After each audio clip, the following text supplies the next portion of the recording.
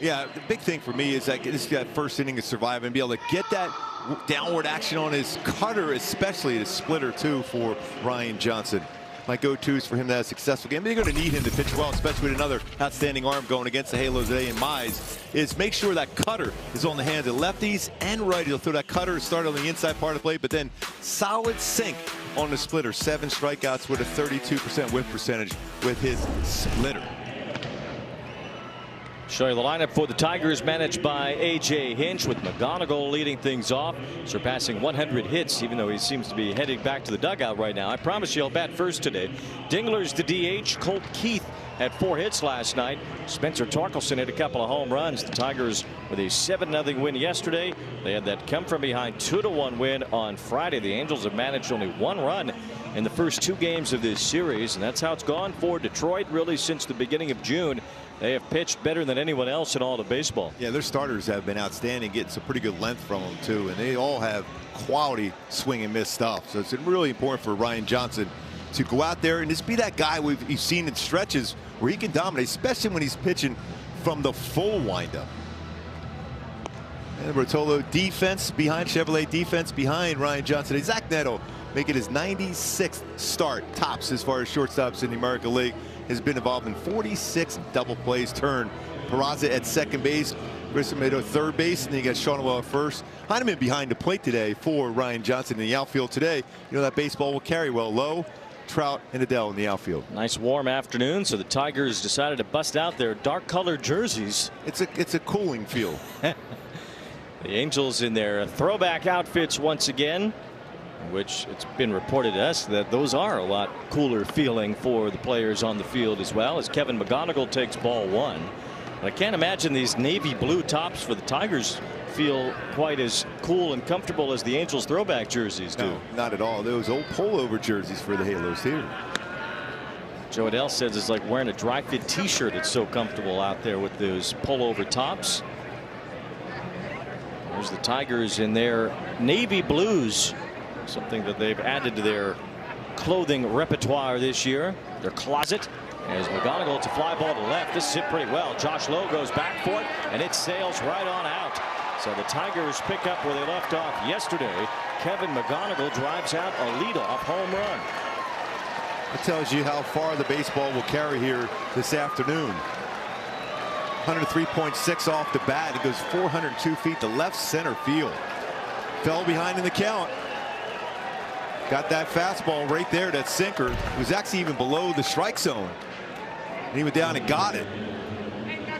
How strong he is. He has really good bat speed too. Look how far out in front he caught that sinker too, Wayne. It was way out in front. Hits it out left center. It's his 9th home run, but it's his 3rd leadoff home run. He's hit all of them on the road. His last one was in Baltimore, hit one in Cincinnati as well. And now here at the Big A off Ryan Johnson. Tigers scored 6 in the first 2 innings yesterday. 1 batter in. They have a 1-0 lead today, and it's McGonigal who joined Ty Cobb as the only Tigers in franchise history, age 21 or younger, with 100 hits in their first 100 games. When you're mentioned with Ty Cobb, that's some pretty impressive company. It really is. And the 21-year-old McGonigal already has $150 million coming to him. I don't think Ty Cobb made that, though, as a Tiger. Not quite. I was just trying to calculate that all the way through. No. I don't think Tommy Lee Jones made that playing Ty Cobb either in that movie. 3 balls and 1 strike on Dylan Dingler, who's DHing, and whiffs on the breaking ball. It's 3-2. Seen Dingler behind the plate in this series, the designated hitter this afternoon. He's been a very productive Tiger this year. He and McGonigal both over 800 OPS. Dingler at 836. It's now the 118th home run hit by the Tigers. They've been crushing home runs during this stretch in which they've played so much better. And more than half of those home runs have come since June 1st. 67 home runs in that time. That's the most in the major leagues. They were 25th in baseball in homers in the first 2 months. Somehow this thing has totally turned around as Dingler pops up and Shawneewell makes the catch, 1 out.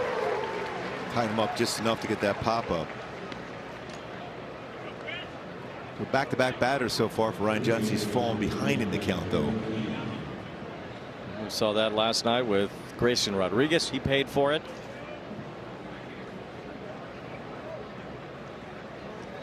Colt Keith stands in now. Keith had a 4-hit game yesterday. As Johnson tosses in a strike. Colt Keith is 8 for 12 versus the Halos this year. They got seeing the ball pretty well against the team. 4 for 4 in the game last night. He's hit 3 home runs so far in the month of July. And he had 5 in the month of June. In fact, all 8 of his home runs this season have come since June 11th. That's just another example of this turnaround for the Tigers in terms of their power. Green on deck has hit a bunch of home runs since the beginning of June. Yeah, because remember, he was hitting for such a high average, but not a lot of power. Now that's turned around. Same for Keith, who had a 3-homer game at one point last month. This has been ruled a foul tip, which means it's strike 3. So Keith is called out on strikes here. A slight delay on that one. Tigers want to look at it. Home plate umpire Lance Barksdale said that Keith made some contact here. Huh. It's the knob of the bat, I guess. Yes. Hit the very knob of the bat, brushed off of it, and that's a foul tip, and that's strike 3. Well, that's a cutter in on the hands to the max. So that he listened to those go-tos there. Now that technically goes down as a swinging strikeout as well. Riley Green at the plate here in the count. 2 balls and no strikes. We've highlighted Green and Vaughn Grissom as both childhood friends and high school teammates out of Haggerty High School in the Orlando area.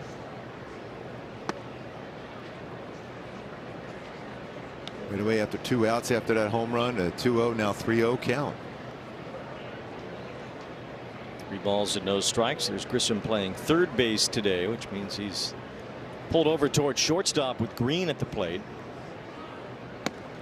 It's a 4-pitch walk to put Green at first.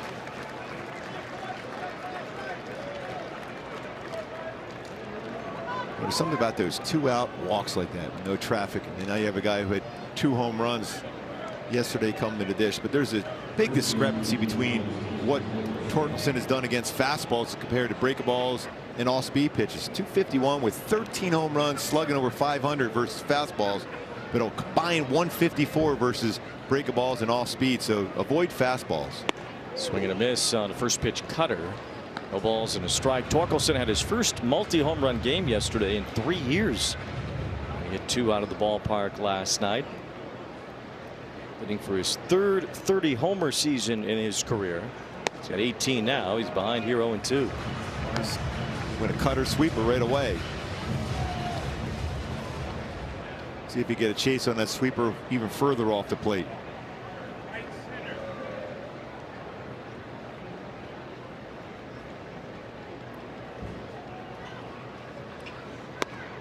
That time Torkelson didn't go after it. 1 ball 2 strikes. A lot of strikeouts for Torkelson on the year.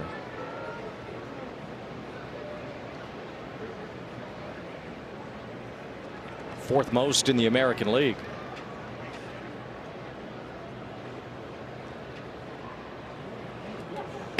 And added 1 more to that. Ryan Johnson with 2 strikeouts in the inning. Kevin McGonigal homers to start it. It's 1-0 Detroit. Now is the moment to upgrade the way. Angels batting order is brought to you by Irvine Auto Center with Zach Neto leading off. Mike Trout hits second. Shotto bats third. Solaire's the DH. Vaughn Grissom at third base. Josh Lowe in left. Joe Adell playing right field today with Peraza at second. And Tyler Heineman gets a start behind the plate against Casey Mize, the former #1 overall pick. Yeah, he's got an outstanding splitter, a very good swing and miss splitter. 28 strikeouts with a fastball, slider. Though his slur, my go-to is to have some success and score some runs, especially early in this game against him. His drive, that mistake, slider. It's been some damage, 4 home runs, slugging over 430. The damage that second time through. First time through it's difficult. Second time jumps up to 260 batting average. Pitched really well against the Angels over the last few years as Neto squibs the first pitch foul.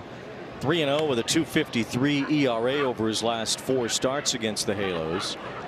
Mize has really learned how to pitch kind of a fireballer early on in his career, but as injuries have taken a toll, the way that he goes about it now is really helped him become a much better overall pitcher, and the numbers showcase that. Even as the velocity has dropped for Mize, his ERA has gone down, his strikeouts have gone up. Yeah, Wade, he shows his fastball enough to let the slider, the splitter, and the slur play so effectively with his fastballs. First-time All-Star last year as he gets a swing and a miss from Neto. No balls and 2 strikes.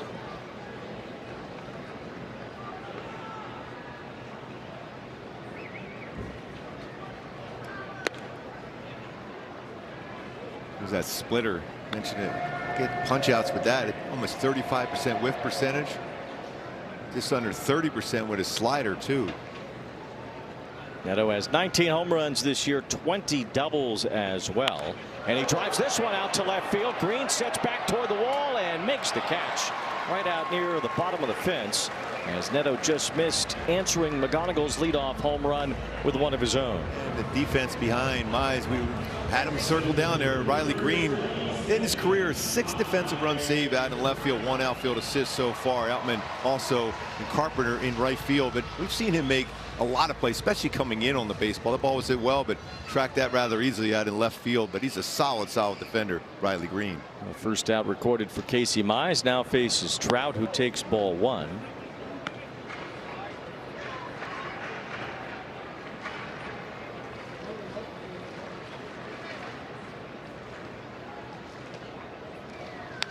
Good hack there for Trout. That was one of those hanging sliders. Ball 1 strike on Trout. That ball Neto hit 99 miles an hour off the bat. Surprised it didn't carry a bit more. Yeah, a little bit of top hand swing on that one too. Tough to take Mize deep. Only 5 home runs allowed in his 78 innings this year. 4 of them by right-handed batters, just 1 for lefties.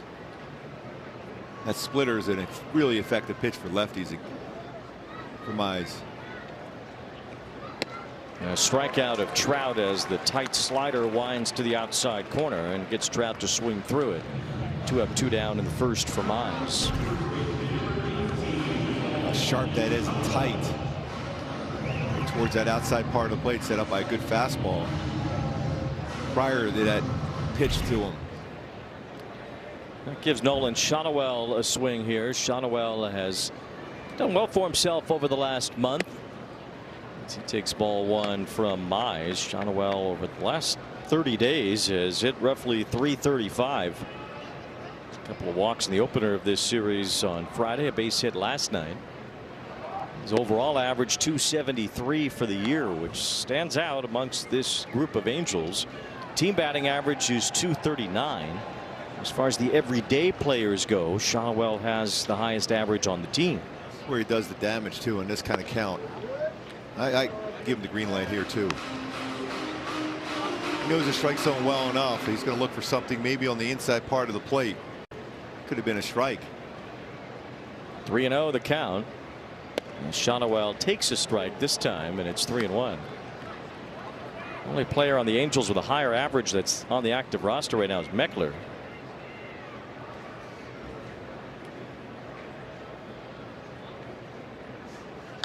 Good hack there. So that's what you want to see from Nolan when he has the count in his favor like that. Yeah, I mean, that's the thing. When he works himself to either a 2-0, 3-1 count, you're going to see him try to get that barrel. That's when he's going to try to pull the baseball. Now there's a good chance he might see a 3-2 splitter. So this is when you think the other way. You see Riley Green. He's taking a few steps in from left field now.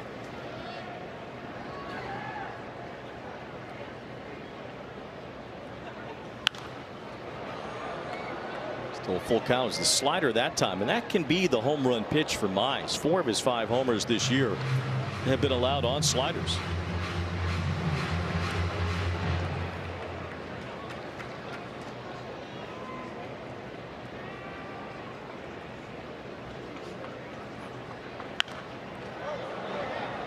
Another good pitch to drive there too. Angels trying to be the first team to score in the first inning against Casey Mize this year. Only 2 pitchers in the majors that have made at least 10 starts with no first inning runs allowed.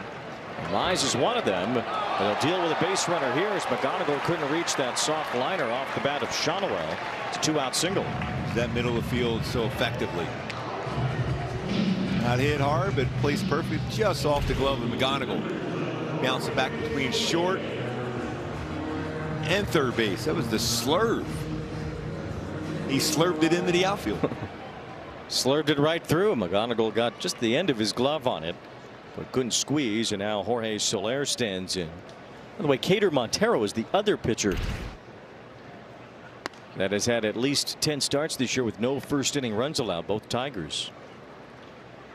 It speaks to this Tigers staff that has really carried this ball club over the last 7 weeks now.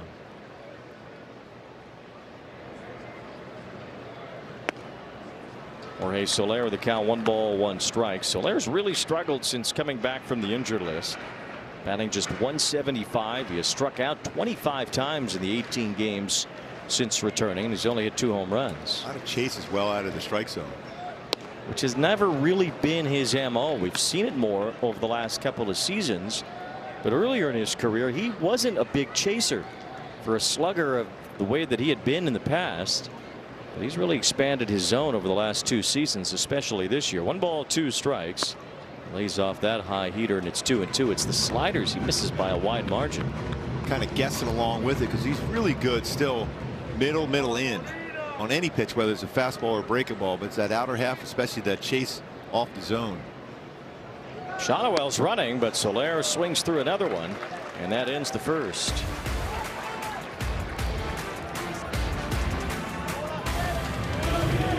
Yep, just got back.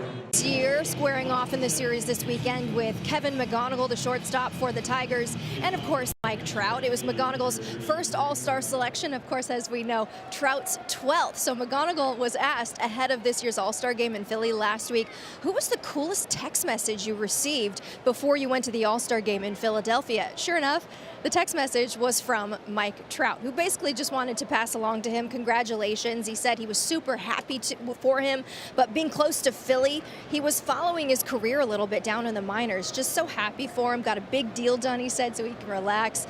He said the kid's a stud, plays the game the right way, sings like he never takes a play off. He's a tough at-bat, too. And, of course, guys, you saw that last night when he turned that 8-pitch at-bat into a leadoff double to record his 100th career hit. So lots of respect between those two Philly kids. And there's a lot of similarities, really, the way they play and the way they have a complete idea of the strike zone and work their walks, but they play every game as if it's the most important at bat they had of their lifetime, running hard down the line. That's what you want to see from the veteran Mike Trout and the young kid McGonigal. 2 balls and a strike on Kerry Carpenter, who pops one to shallow left field. Josh Lowe comes in and he's there. 1 out here in the 2nd inning. You know, the players often refer to those as hard 90s. You don't want to give a soft 90. You want to make sure that you're running down the line as much as you can. And well, for McGonigal, it's one thing, he's 21 years old, and even though he's already got the contract, he's trying to make an impression and trying to prove that he belongs at the major league level, which he certainly has. For Mike Trout, who's going to be 35 years old here soon, has a Hall of Fame resume, 3 times an MVP, and in a season here where the Angels are far behind, he still cruises down the line like it means something to him every single time. And I think that has to set some sort of example for the other guys in the clubhouse and even on the other team. It absolutely does. Remember the time when he hurt his hamstring in Arizona? Everyone was like, why did you go so hard with the score the way it was? Because that's the way Mike Trout plays. Yeah. By the way, I think Heineman wanted to challenge that call. How Yu Lee takes ball 2. But that's, you know, that's the way you want to, the example you want to set for the Angels. You might try watching him. It isn't even a routine ground ball to second. He's flying down the line. The great ones understand that. 2 balls and a strike to count here on How Yu Lee, who had the big hit on Friday night with his 2-run 2-out double in the 9th inning that gave the Tigers the lead. And the breaking ball drops in to make it 2 balls and 2 strikes on Lee. I mean, you hear it from the younger Angel players that they really appreciate Trout and they really are sometimes in awe of Trout.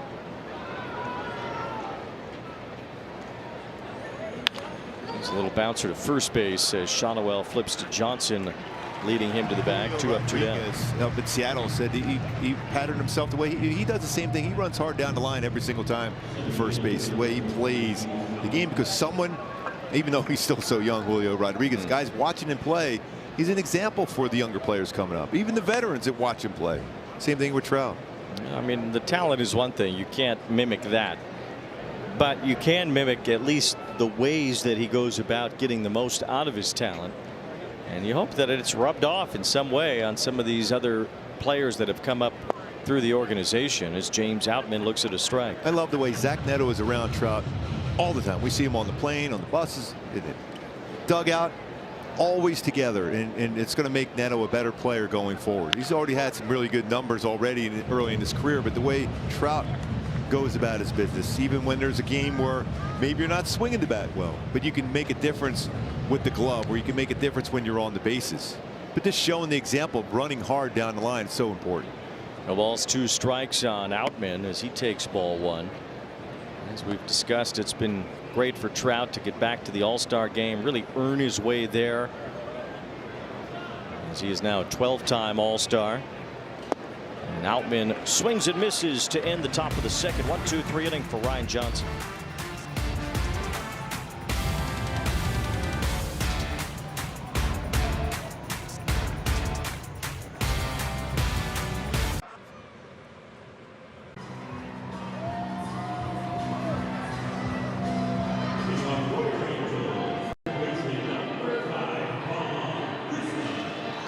And Casey Mize has been really good for the Tigers this season. Let's take a look at our StatCast with the powered by Google Cloud. His 4-seam fastball with a slider, splitter, sinker, and the slurve.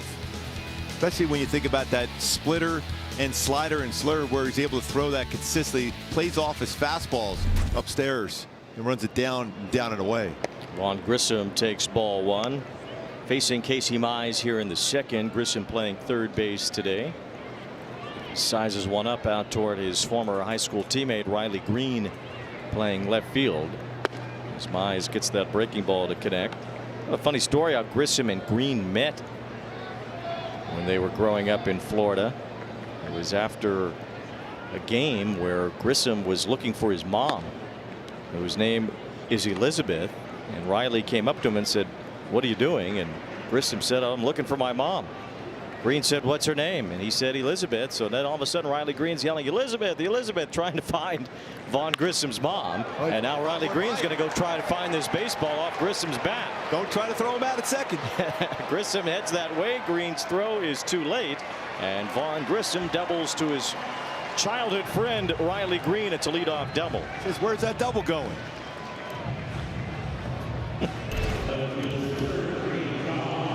Sinker.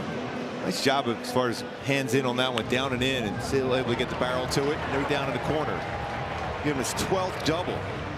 Now this is when we talk about situational hitting. You have to get the job done here at the very least, especially with Josh Lowe at the plate. At the very least, hit that ground ball to the right side. It's those little things that give you a chance to score some runs. It's been a while. First inning. There's a bunt that'll move the runner over as Colt Keith plays it to first. So a sacrifice bunt does turn into a productive out in that regard. I think that was a bunt for a hit, but still good job as far as getting him over. See if Joe Adell can get that run in there. Going to bring the infield in here now. That's something AJ Hinch does all the time, even this early in the game. He's willing to take that chance of a big inning going against him. And with a 1-0 lead as well, even if the Angels score, you're still just in a tie game. You're not behind. As Joe Adell bats here, trying to snap out of an 0-for-20 streak. He takes ball 1 from Casey Mize. Hyundai key for the game today. Going Bonnie Tyler holding out for a hero, looking for a hero today. Halos just need that from the offensive side. This 1-run score. That was the first inning on Friday on a ground ball out. Here's Adell popping one up foul. Holding out for a hero. You're my hero. Come on. Oh, well, that's wonderful. I was holding out for you, Wayne. I love that. Bonnie Tyler. Yes. Mister did. Great voice. She did have a great voice. 1 ball, 1 strike.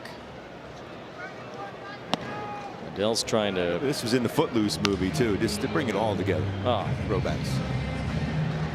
We were taking Throwback Week very seriously. Yes, I am. Yes, I am. Footloose. can never have enough Kevin Bacon in your life. 2 balls and a strike as Adele fouls one back. Kept it away from Dan Petrie. And if Dan Petrie catches one in the Tiger booth, is that an out? Yes. You got to vote for him for the Gold Glove. Yeah, he caught one the other night. There he is. Dan Dickerson, who comes over from Tigers radio to fill in on TV. 2 balls, 2 strikes on Adele. It's off the plate for ball 3. Adele not only 0 for his last 20, he's 0 for 10 lifetime against Mize, so he can snap a couple of streaks if he can break loose here and give the Angels a run. I like that one. It's day games has been a tough thing for Joe Adele too, so he's just trying to get something in the strike zone. He's been really good for the most part with 2 strikes, making good contact. Full count pitch, and Adele, it's a fly ball to right. It's shallow. Carpenter comes in. It's Grissom at third. He's tagging and being held up. Carpenter with a one-hop throw toward the plate as Adele cannot come through. Now 2 outs with Grissom still at third. Felt a bit conservative to hold the runner there. I always think, especially when there's already 1 out, to take a shot at it. You got to take a shot, especially when you're struggling to score. Carpenter has a pretty good arm, but that throw is going to be up that first base side of the plate. Not real deep. A lot of times when you're struggling to score, you will be more apt to take chances. Struggling to score, struggling period. Yep. So why not take a chance there? Keith Johnson, the third base coach, with a fairly conservative call there to keep Grissom at third base. And now 2 outs as Oswald Peraza stands in.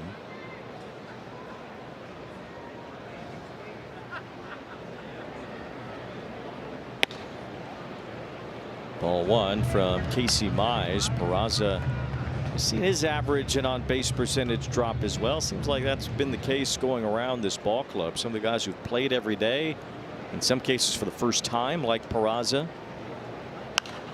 No one's really found that level of consistency in this group. And if you're a guy, Wayne, that hasn't been an everyday guy, and all of a sudden you're put in that situation, you have to make adjustments to your workout routine, your hitting routine, and just be ready on certain pitches to be in that attack mode. Grounds this one as Keith stops it with a dive, gets up and throws it wide. Peraza and Torkelson bump into each other at first base. Grissom scores the first run for the Angels. It'll be an RBI infield hit. Take that run any way you can get it.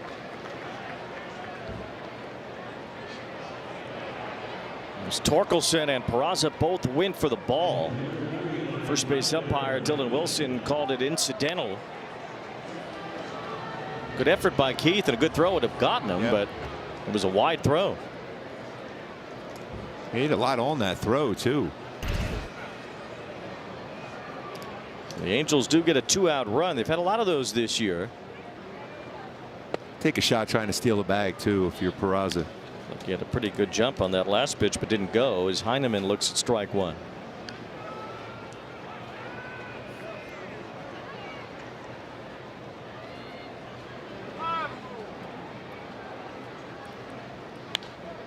Good hack there by Heineman on that swing. I've not seen a lot of Heineman since the Angels picked him up. He has truly been just a once-a-week backup. This is only his 3rd game as a member, or rather his 8th game as a member of the Angels. For how long he's been with the club now, it doesn't feel like very many.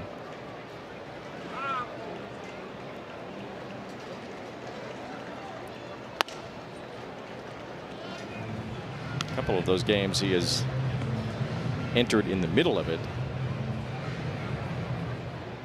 Done a nice job when he's been behind the plate though, overall, when he starts the game. This is only his 6th start as an Angel. He dumps this one towards shallow left and has a base hit. Peraza was on the move and ends up at third base. So Tyler Heineman has a 2-out hit as well. And the Angels with a chance to take the lead. Runners on the corners. His job is making some contact. Like Peraza being on the move.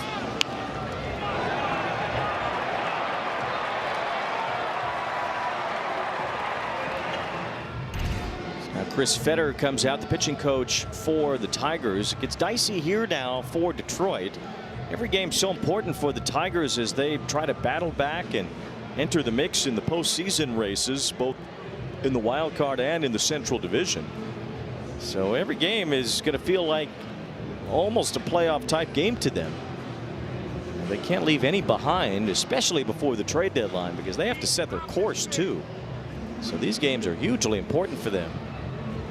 Why maybe I mean, although A.J. Hinch does bring the infield in a lot even early in the games, but they feel that every single game, every single inning they have to win at this point because they've fallen so far behind as they still try to work their way back to 500. The White Sox already won today. The Red Sox already won today. So Tigers would lose ground in the wild card and in the division if they come up short this afternoon. The Red Sox 13 straight wins. First time straight. First time since 1948 for the Red Sox franchise to win 13 in a row. Picked up some serious ground on Tampa too in that series. And only 6 back in the East now, Boston. Heineman started and stopped as Neto looks at a strike. Feeling good out there now. Red Sox were 11 games under 500 when this streak started. And now they're 2 over, and they have jumped all the way into the 3rd wild card spot in the American League. So Detroit would lose a game in the division and the wild card if they lose today. So it becomes a very important game for them. They're trying to hold off trading some of their big names, including and especially Tarek Skubal. Boy, was he good last night. 1 ball, 1 strike on Zach Neto.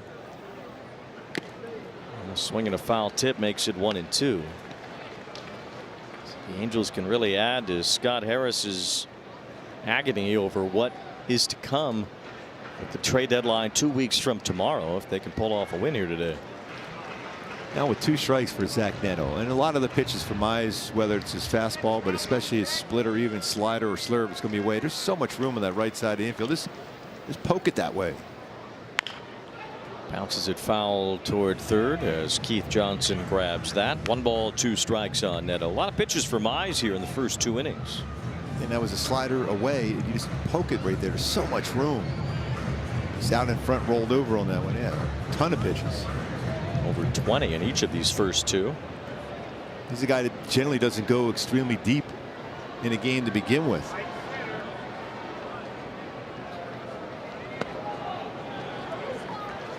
Two balls, 2 strikes the count.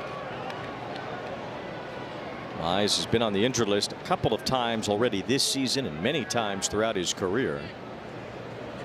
The Tigers are certainly protective of him. 2 balls, 2 strikes. The breaking ball couldn't quite bend back over the inside corner. It's 3-2. That was pretty close to a strike too. It was a strike. Yeah. Rogers, the catcher, just didn't challenge it. Runner will go here from first base to show off his wheels now. And Neto stays alive. He gets to do it again. It's a nice day to get some wind sprints in, I think. Neto fouled that off his foot, so he takes an extra moment. Mize has already thrown more pitches in the first 2 innings today than any other game he has pitched so far this year. A good day to splash one out into the California Spectacular. Yes. Be a perfect day for that.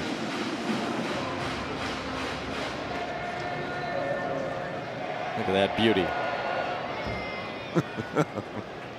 You do love your California Spectacular, don't you? It's incredible.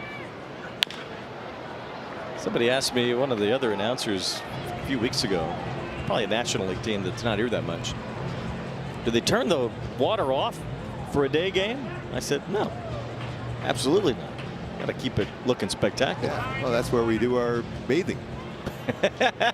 Game show. When we have a day game after a night game, that's our only choice. Yes, especially a 7 o'clock start. 3-2 on Neto, and another foul behind home plate.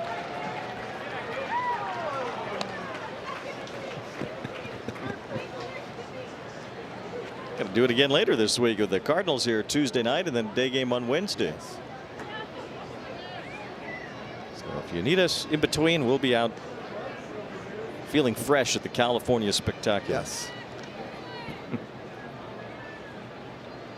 3 balls, 2 strikes again. 10th pitch of the at bat. And Neto strikes out to end the inning. Angels tie it up on a base hit by Oswald Peraza.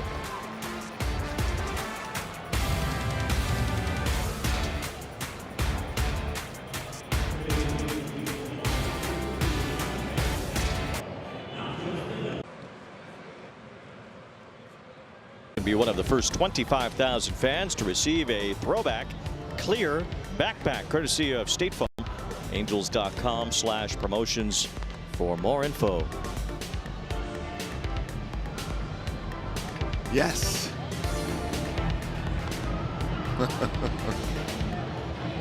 Calling all schlofs here at Angel Stadium. Legendary. Best.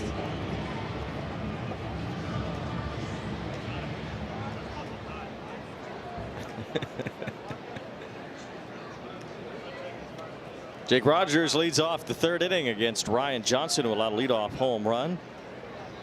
Kevin McGonigal hit that. That's the only hit so far for Detroit against Johnson.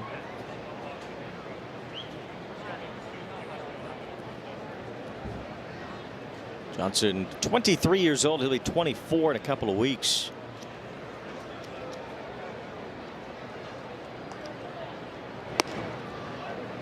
Talking about throwback week. Recall Ryan Johnson making his major league debut last year, at the same time making his pro baseball debut. Very unusual. I'll just pick up a win and a save in my first 3 appearances, just for fun. Well, he was the 2nd Angel to ever do that, as far as making his big league debut and pro debut at the same time. No minor leagues. The other was Jim Abbott, who received an ESPY award earlier this week. Speech was amazing too. Yeah, the Jimmy V award, the award for perseverance. And who persevered more in Major League Baseball history than Jim Abbott, who was born without a right hand. I love the part in his speech where his daughter asked him when she was younger about the hand, if he had any regrets about it or missed it or wanted it, whatever. And Jim Abbott said it really made him reflect on not being born with a right hand.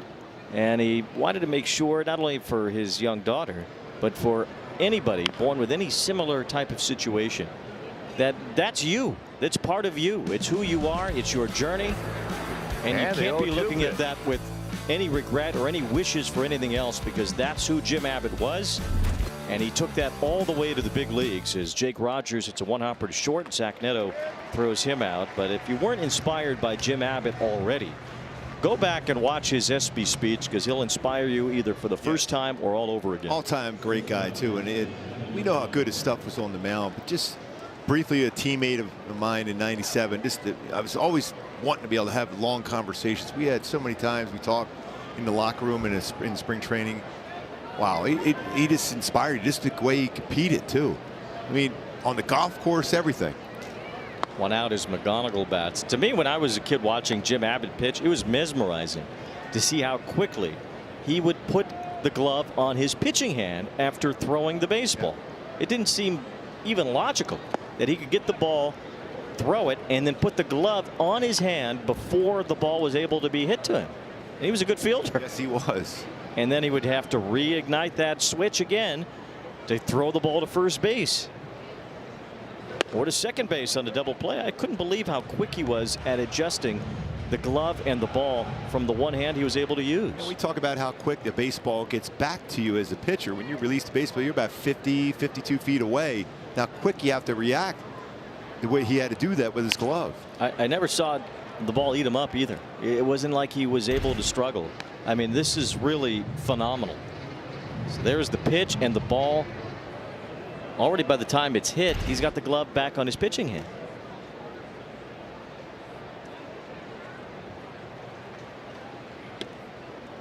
Three balls, 2 strikes on McGonigal. I mean, how many times did you field a bunt? Have to add to that extra step of having to switch the glove in the hand. It's remarkable. 3 balls and 2 strikes on Kevin McGonigal. I didn't want to let this throwback weekend get beyond us without mentioning Jim Abbott. Oh, no doubt. And even as an opponent watching him in the dugout going, man, how's he do that so quick? McGonigal popping one up to Grissom at third base, 2 outs. And you felt yourself rooting for him. Even oh, yeah. He's wearing a different uniform than you.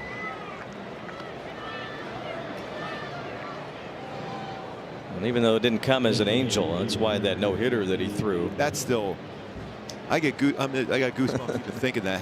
How is that possible? How hard it is to throw a no-hitter to begin with.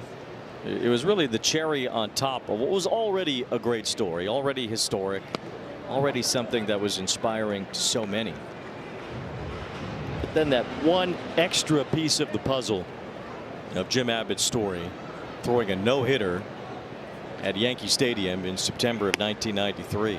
And I just remember just the reaction by his teammates there, just the elation they felt to be part of that with Abby. It was unreal.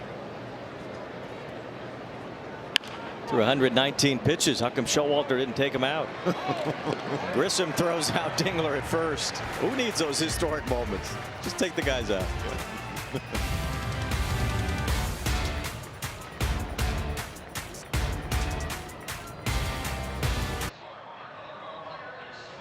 Angels have touched up Casey Mize with 4 hits in the first 2 innings. Just 1 run to show for it so far, but a lot of pitches for Mize too, so we'll see a lot more of the Tiger bullpen than we have, and that's a little bit of a weaker part of their pitching staff as compared to the starters. Generally, when you throw a lot of pitches like that in a warm afternoon game, that you have a tendency that you're going to make a few mistakes here and there. So we mentioned that second time through where the batting average jumps up to about almost 90 points. See if that's the case here, especially after all these pitches thrown. Mike Trout leads off here in the 3rd inning, struck out his first time as he looks at a high strike from Mize. Well, you can tell by Trout's reaction, he goes, that might have been above the strike zone, but that was also a hanging slider. 50th pitch thrown already by Mize. Gets into a 1-1 count now with Trout. Tigers head to Chicago after this one. They'll play the Cubs at Wrigley Field tomorrow night. It's out for the Cubs right now. They're still celebrating that 2016 World Series team, and they've been crushing the baseball like that team. Yeah, they're up 10-1 today. 1 ball, 1 strike. As Trout takes ball 2. Cubs about to be 22-9 in their last 31 games. So they have taken over the first wild card spot in the National League. Still chasing Milwaukee though in the division. They just refuse to ever lose games. They are down 1-0 in the 9th inning today, the Brewers, but they're threatening to come back in the bottom of the 9th, so we'll see how that turns out.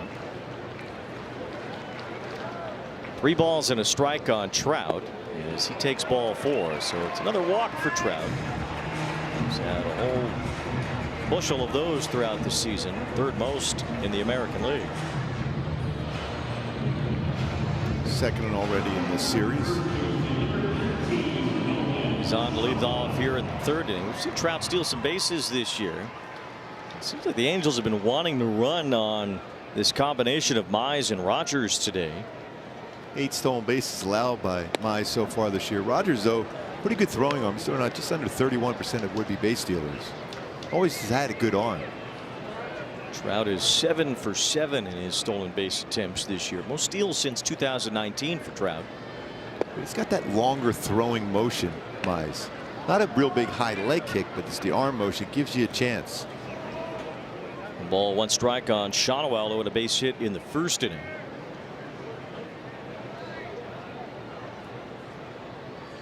It's this one sharply and through. A base hit for Shawnow. He's 2 for 2.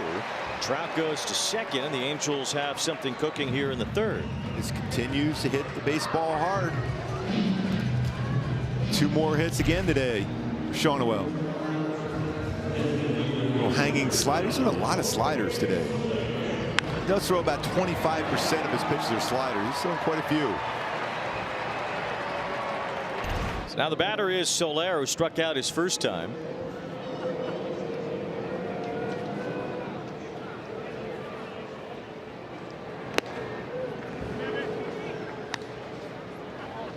Committed to that first pitch fastball, and he got a slider instead. That's a pitch where when Soler's locked in, that's a pitch he can crush to right center because that got a lot of the plate, that slider.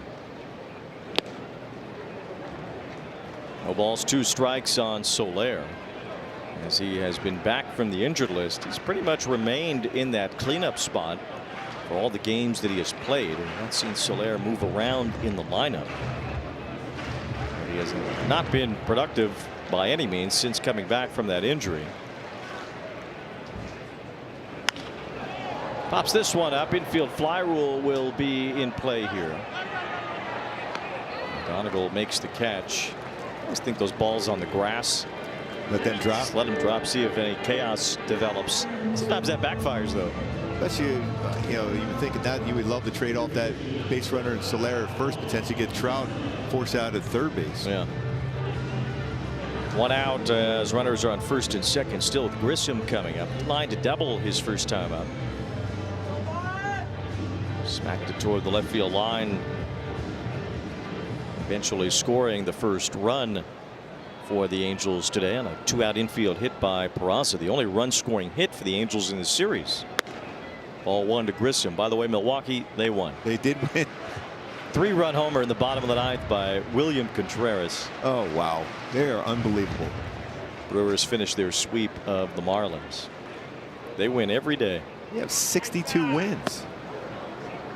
They're only 1 behind the Dodgers, who have 63 for the most in the majors. Dodgers tossed around the Yankees this afternoon 8-2, and they'll have a chance to do it again tonight. This feels like the Yankees feel they have to do something at the trade deadline. Maybe a number of different moves. They've lost 9 of their last 10 at home. And you know that doesn't go well in New York, the media and Yankee Stadium fans. Especially it's against the Dodgers too, losing 2 already. 1 ball, 2 strikes on Grissom. The American League totally up for grabs with about 2.5 months to go.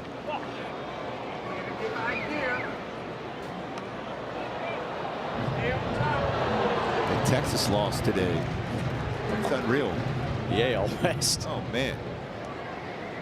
It's a rough look right now. The Rangers in first place at 50-49 in the division. 1 ball, 2 strikes.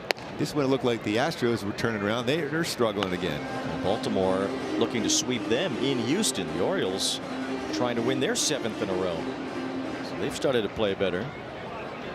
Mariners can't get it going. They're under 500, down against the Giants this afternoon 2-0. And it's full now on Grissom. 3 balls, 2 strikes. I still think you take a shot at going here.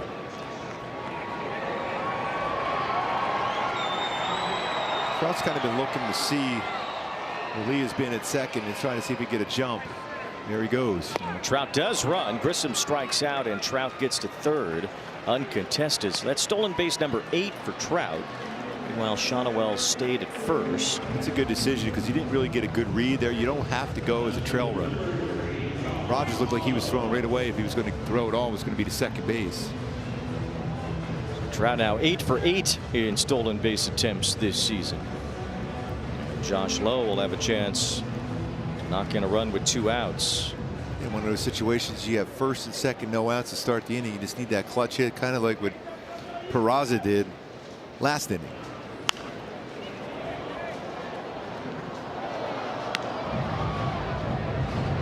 The fans are trying to find shade here today. It's a warm one today. 84 degrees at first pitch.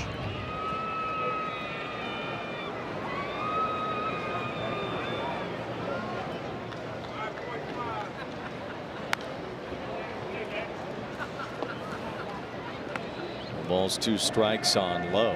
Tied him up with a fastball in. But Mize not throwing as hard. The hitters are respecting the splitter and the slider, so that fastball at 94 in on the hands a little late on it.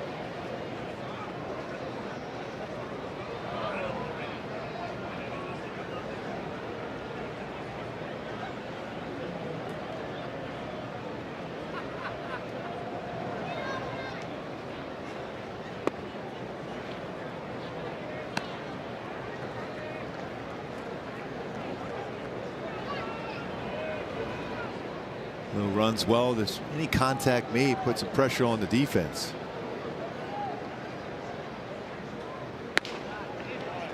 It's a lot of pitches thrown. He's thrown over 20 in each inning. See this frustration, even throwing that baseball away. 28 in the second, but over 20 in all three. And it's 71 now for the day.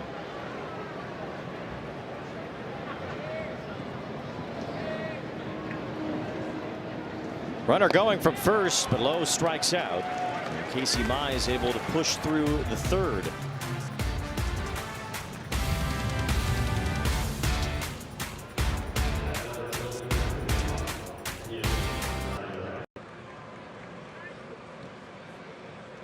Let's flash you back to our man Frank Tanana, our Kia player profile.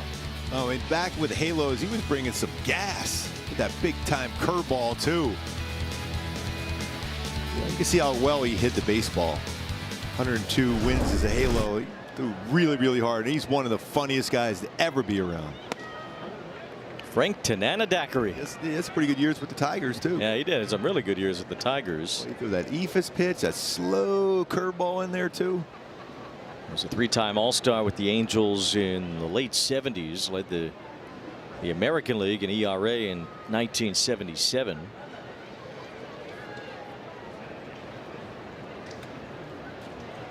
Well, when you go back and just think of all the players that put on Angels uniforms over the years, I mean, there has been some incredible players throughout their careers putting on that Halo uniform. 2 balls and a strike on Colt Keith. Some of the retired numbers certainly showcase that, with Rod Carew and Nolan Ryan out there. Jim Fregosi, one of the early Angels, but that really only tells part of the story of the history of the Angels. The catcher challenging a ball call. That's going to be successful one too. Angels challenge powered by T-Mobile. Call us up front. This is a strike. Players are really enthusiastic. They confirmed they were not correct on the call. Yeah, and they're usually really close though to their defense. I mean, a lot of these pitches are extremely close. 2-2. Fly ball to center, hit pretty well, but Mike Trout has some space for the first out here in the fourth. And Johnson has not even allowed a hit since the leadoff home run by McGonigal. Going back to how successful he is from the full windup as compared to the stretch. By the way, the San Diego Superchargers are doing pretty well against the Royals today with 19 runs. Yeah, 19-2 score in that game. Been frustrated after blowing those first couple of games against the Royals. It seems like there's been a ton of blowouts lately. Like, once a team gets to 10, they're going to get to 15 or 20. It seems like we've seen that a lot lately. The Athletics the last couple of games. That's unreal in that ballpark. What a place that is in West Sacramento. Washington with a 2-1 lead today. They're playing a normal baseball game in Sacramento this afternoon. I'm going to go out on a limb. I don't think that's going to be the final score. Probably not. Off the plate to Riley Green. 1 ball, 2 strikes. Harry Ford has an RBI for the Nationals today. He was just called up, the former Mariners prospect. His first name is actually Harrison. 2-2 the count on Green. Harrison Ford. Yes. Goes by Harry, though, to avoid confusion with Indiana Jones. Oh, it's got to go with Indiana Jones. You're going up there in Temple of Doom. 2 balls, 2 strikes. Wave and a miss. Strike 3. Good breaking ball at Green out in front. It's mixed the match between his sweeper and his splitter today. Very effective in that cutter. Way out in front. 81-mile-an-hour sweeper. See how far out that front hip opened up. 2 out, nobody on as Torkelson bats. Struck out his first time as he looks at strike 1. Good chance you're going to see something in the breaking ball variety here. Torkelson really an all or nothing player when it comes to his power. He lines this ball down the left field side, foul.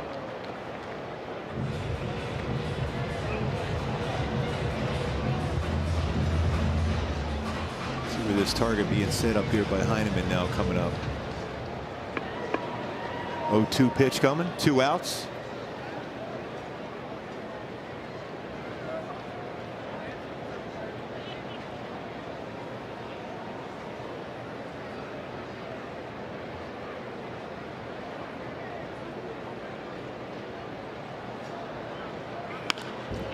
Lines it to center field. Trout in position for that. It's a quick inning for Johnson. 1-2-3.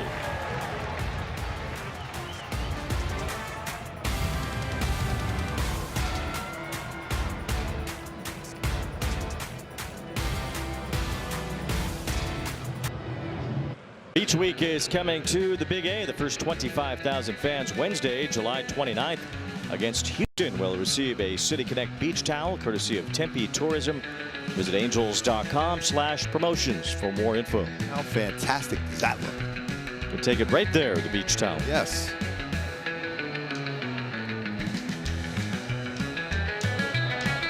Tempe Tourism, you know, we'll be in Tempe again right before you know it. Joe Adell as he leads the off. season keeps starting. It'll be like about a couple weeks from today. Yeah, next year opening day for the Angels will be on March 25th in Milwaukee. And then that means as Adell hits it hard but right at Mize, he was able to field it for the first out. That means that Netflix opening night game will be on March 24th next year. Wow. The season will be a week old and won't even be April yet. Whoa, that was 109 miles per hour. Found the glove. That's why we were talking about how amazing when you think about Jim Abbott right there.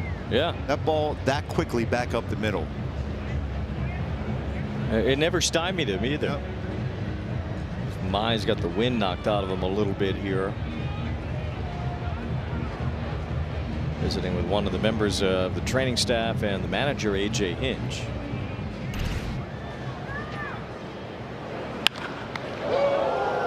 Wasn't a clean catch. He seemed to smother that against his body, so he's going to come out of the game. Wow, wrist. Wow. Well, we have seen this so often in Casey Mize's career. Long walk into the clubhouse with a trainer alongside of him. Already been on the injured list a couple of times this year. So many injuries throughout his career. I'm surprised though. Like the wrist and glove area. Felt like it. That was a rocket. When you think about that, when you release that baseball, it's hit 109 miles per hour. It's about, you're about 50, 52 feet away. That is right on you that wow. So the Tigers will go to their bullpen as Drew Anderson will be their new pitcher, and he'll have as much time as he needs to warm up.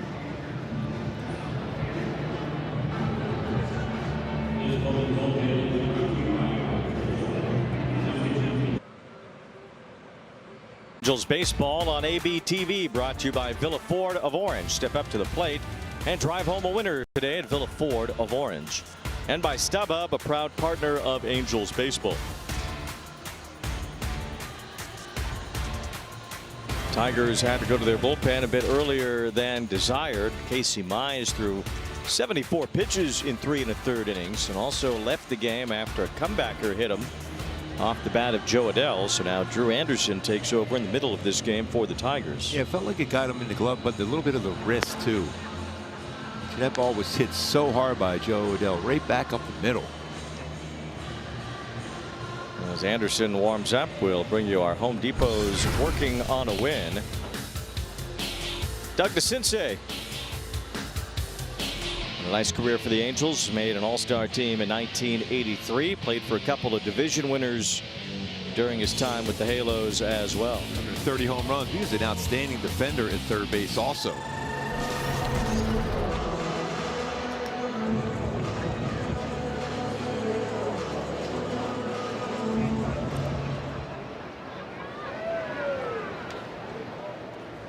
Oswald Peraza leads things off, or against Anderson at least, not in the inning, but for Anderson this afternoon as he shows bunt, takes ball 1.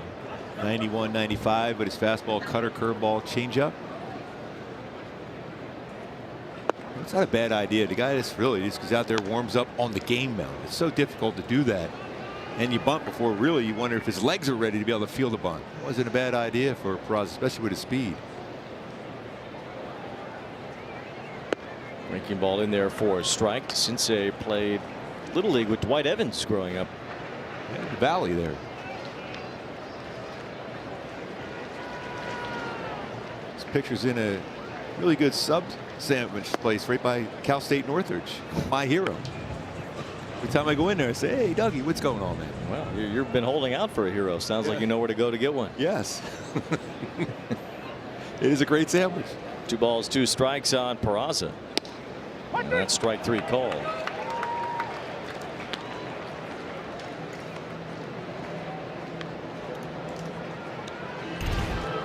Borderline pitch here. Change up. Get the benefit of that call.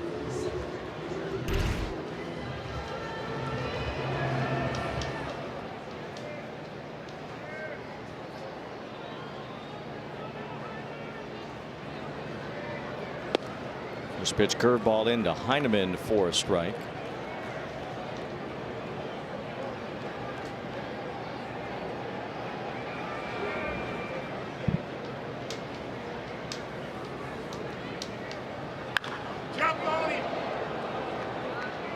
Ball is yanked well foul. And the scramble to get that foul ball.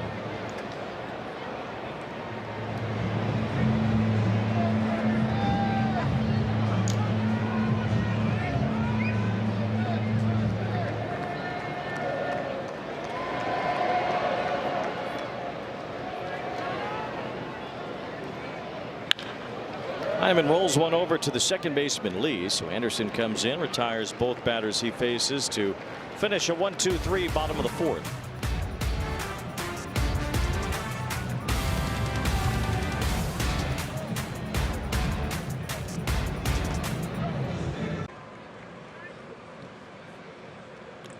The Angels passed without Reggie Jackson. His 500th career home run coming here to Angel Stadium against the 1984 Royals. Bud Black gave it up. He loves when that's shown every single time. Oh, every time. John McNamara, the Angels manager at the time, giving that big hug to Reggie. They went way back to their time in the A's minor league system. Reggie Jackson and John McNamara, but Reggie was a big part of that group in the 80s, and just legitimizing the Angels organization at that point as a playoff contender and a team that stars wanted to play for. Yeah, I mean, that was an all-time thrill facing Reggie Jackson, though. He grew up in the Philadelphia area to battle again. I mean, it was like everyone wanted to be Reggie Jackson back in the Philadelphia area. And the way he swung the bat, it's just an incredible athlete, a great football player, too. Played college baseball at Arizona State. Reggie Jackson. Spencer Torkelson of the Tigers set some home run records there. You have to get by Reggie and Barry Bonds when you start setting records at ASU. Yeah, it takes a little bit of time to do that. 1 ball, 1 strike on Kerry Carpenter, who's 0 for his last 19. Did a lot of pop-ups too. A ton. Seems like every ball he's hit has been straight up. He doesn't seem very convicted with his swings either. And he's such an important part of their offense. When he's rolling, he makes their offense that much deeper. He can do some serious damage. A hard time staying healthy over the last few seasons. 28-year-old who broke out a number of years ago.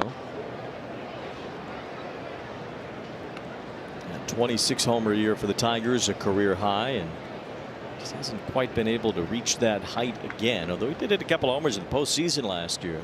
2-2. And another pop-up. He's unbelievable. It's kind of the same swing, just flailing. Not a lot of power in his legs and just popping everything straight up. Yeah, he's going forward with his body. He's trying to keep his hands back. It kind of looks like a half swing most of the time. What's going on with Carpenter there? But we've seen throughout this series a number of pop-ups. Over 2 and 2 pop-ups today. Here's another fly ball. This one off the end of Howie Lee's bat. And it's Josh Lowe with the catch for the second out. Well, Ryan Johnson's really rolling here. We're going to roll into a Hyundai. Enjoy your new car. Thanks. Gotta run. Okay, bye. Deal so right, it almost feels wrong. The Hyundai Getaway Sales Event.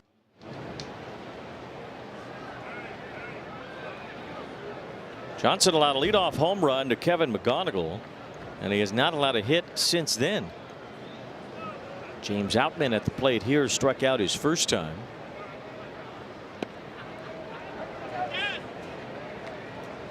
.12 in a row set down by Johnson since he walked Riley Green with 2 outs in the first inning. Nice job as far as getting ahead of the count since that first inning. Makes a difference, especially against a team that is virtually just selling out for power. They're trying to hit the ball out of the ballpark as much as they can.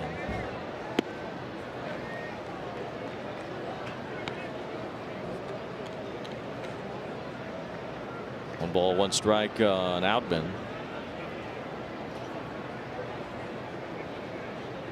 That score didn't quite stay the same up in West Sacramento now. Can't believe that. 5-1, a couple home runs for some Nationals. A lot of home runs too.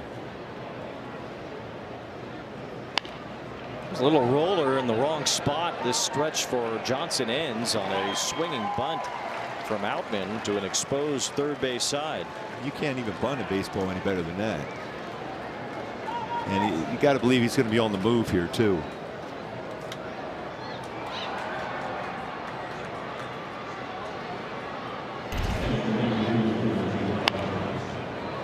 Just a slow roller, sweeper out in front towards the end of the bat. Only the second hit for the Tigers today. Here's Jake Rogers, who bounced out his first time. Johnson gets ahead 0-1. The Tigers batters, when they're behind in the count, are hitting 187 as a team. Just a 192 on base percentage as a team.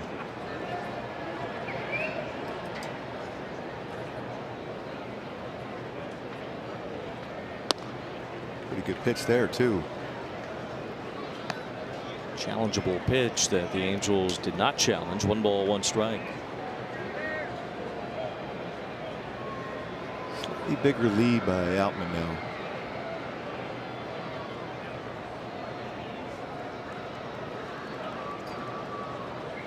You can tell by that delivery, it's not easy to steal. Even though Ryan Johnson's tall, he is extremely fast to the plate.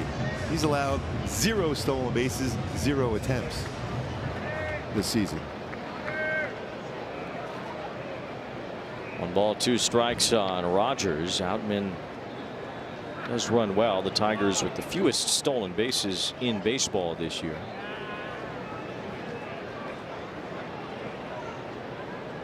I think you run yourself into, if he does get thrown out, we know how good Heineman can throw the baseball, then you have your number 9 hitter leading off the next inning.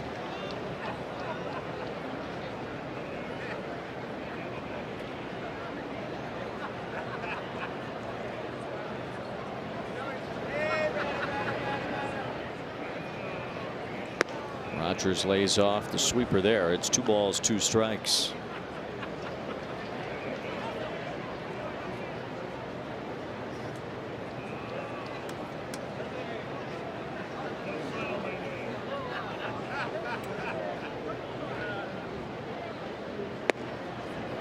Tried to bend that break a ball like Beckham, or should I say Messi. 3-2 the count on Rogers.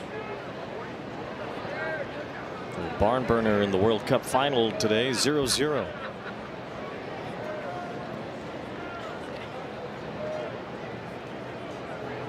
Outman was hanging between first and second. Johnson delivers ball 4. Well, if Johnson had stepped off there, Outman would have been stuck. Yeah.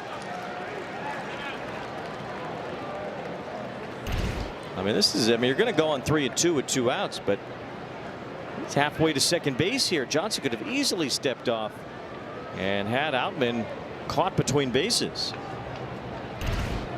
Instead, he walks Rogers. Now you have to deal with Kevin McGonigal with runners on first and second, 2 outs. You didn't want that slow roller, now walk when you were ahead of the count, the number 9 hitter. Now you have the really tough McGonigal at the plate, who homered his first at bat.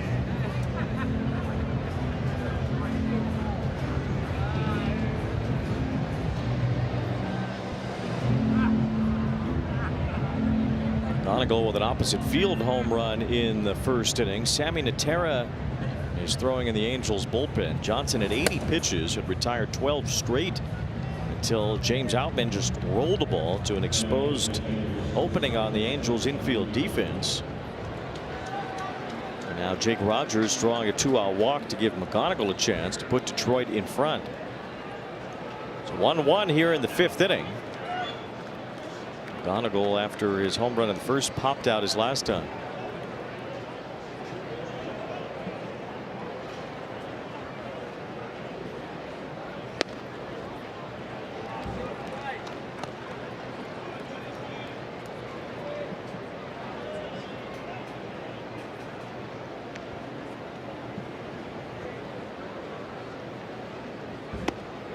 Breaking ball drops in for a strike. McGonigal was one of baseball's top prospects entering this season. He had 362 last year in the Arizona Fall League, driving in 19 runs in 19 games. And he had a 4-hit major league debut to start this season. 2 balls and a strike, and he really hasn't stopped hitting since. And his eye at the plate. Right now the favorite for the American League Rookie of the Year. Be real careful on this pitch here.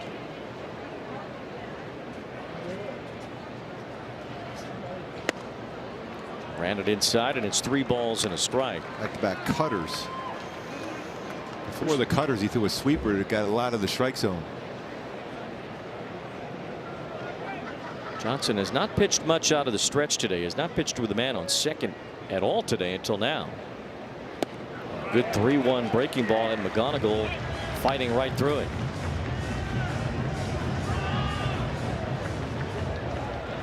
It's 3-2, and the runners will go. Feel like he's got that sweeper or go to his splitter here. Just threw that sweeper on 3-1 to get a big swing and a miss.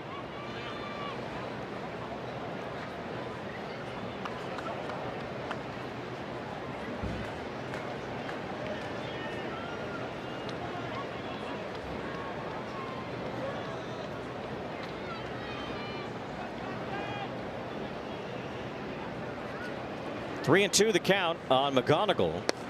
It's run inside ball 4. Was that same cutter that drove too far down and in. So McGonigal walks with 2 outs. Back-to-back walks after the hit by Outman. AL Rookie of the Year, McGonigal the favorite. Murakami hit all those home runs early in the season. Then they had that hamstring injury. He has not homered since coming back. A couple of good Cleveland rookies, including Parker Messick and Travis Bazzana. And Albert Urania has certainly impressed in his rookie year as well. He's been really, really good. Can't wait to see him pitch against the Cardinals coming up here on Tuesday. Bases loaded with Dylan Dingler up, and it's ball 1 from Johnson. Likely a last batter for Ryan Johnson. Give himself a chance to pick up a W, get this last out.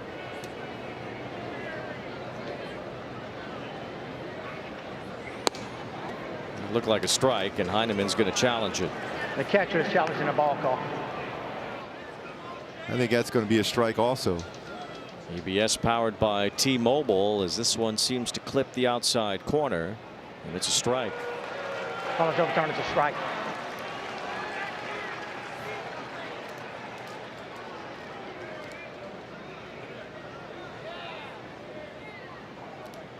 Bases loaded, 2 outs. All 3 runners have reached with 2 away.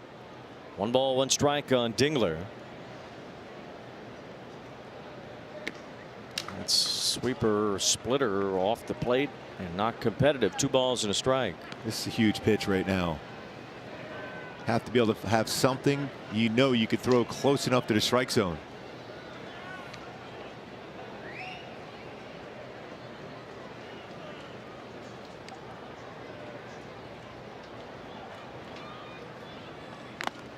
It's fouled behind home plate, and it's 2-2. And with a fastball upstairs, borderline strike. Big pitch here for Ryan Johnson.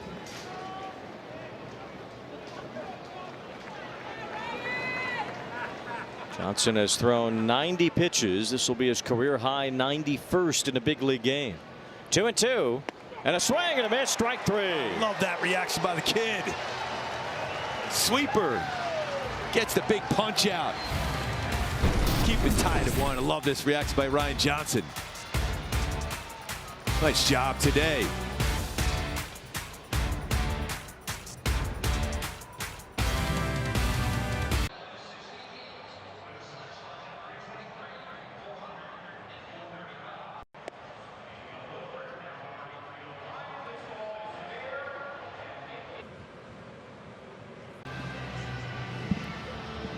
For a limited time, you can stream the Angels for 20% off. Subscribe now to the Angels territory for the rest of the season on angels.tv.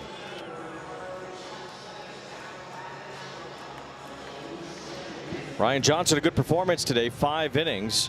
He allowed a leadoff home run, then did not give up another hit until that 2-out infield single by Outman in the top of the 5th inning.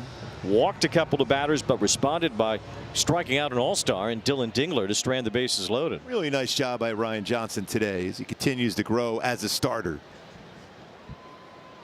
Zach Neto lays off the first pitch here in the bottom of the 5th by Drew Anderson, the Tigers reliever that has taken over for Casey Mize, who left seemingly with an injury after a comebacker hit him in the bottom of the 4th. Mize had also thrown a lot of pitches today. Think about it. Starters for the Halos in game 1 and game 3 combined 11 innings pitches, 1 earned run allowed. That was a good job Friday night by Reed Detmers. And now Johnson here today. We've seen a couple of good starts for Johnson here at Angel Stadium. Yeah, that one against Baltimore on June 23rd, in which he took a no-hitter into the 6th inning, struck out 8 in that game. And now against the Tigers, 1 run on just 2 hits in 5 innings today. He's going to challenge this pitch too. The batter's challenging the strike call. ABS powered by T-Mobile. And that was off the plate, so Neto keeps that challenge for the Angels. Been quite a few challenges, or could be challenges, and go in the favor of the hitter. It wouldn't be throwback week without some ABS challenges.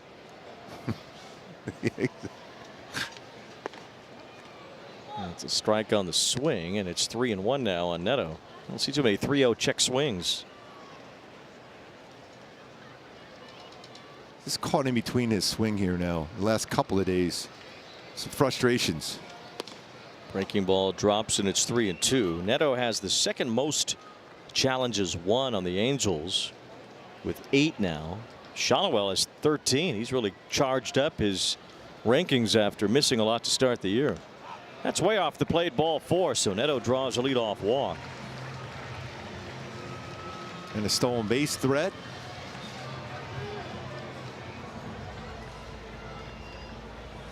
It's the 45th walk. By far already a career high. Yes. The good thing is now with the speed, or at least the threat of a stolen base for Neto, you have that attention if you're a pitcher, and hopefully a mistake made to Trout.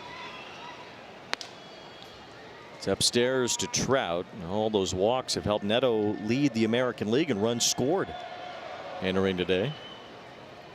Chance to come around here with Trout at the plate. Looks like he was leaning a little bit too. Trout would have stolen base himself today, his 8th.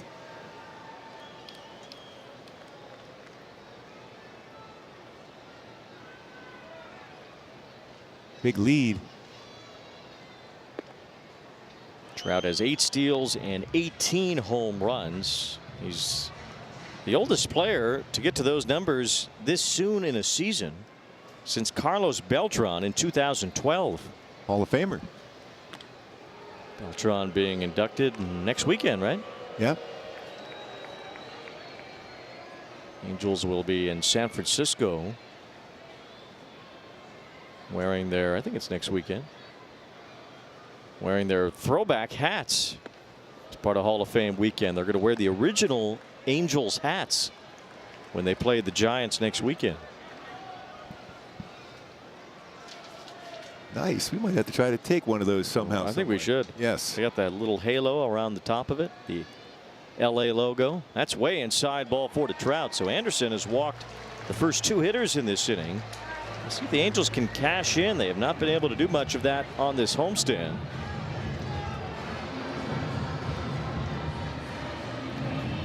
Chris Fetter goes to the mound as the Tigers will discuss and will eat with Jack in the Box. Don't get FOMO. Get my Philly style bonus Jack combos and new Philly Munchie Meal. Welcome to Jack in the Box. Nolan Shonowell due up. He's been the hottest hitter for this ball club over the last month or so. 2 more hits today for Nolan, with his average up to 278 now for the year. Might be time for the Shonowell towel, I'm thinking. Wow, got to bring it out. Yes.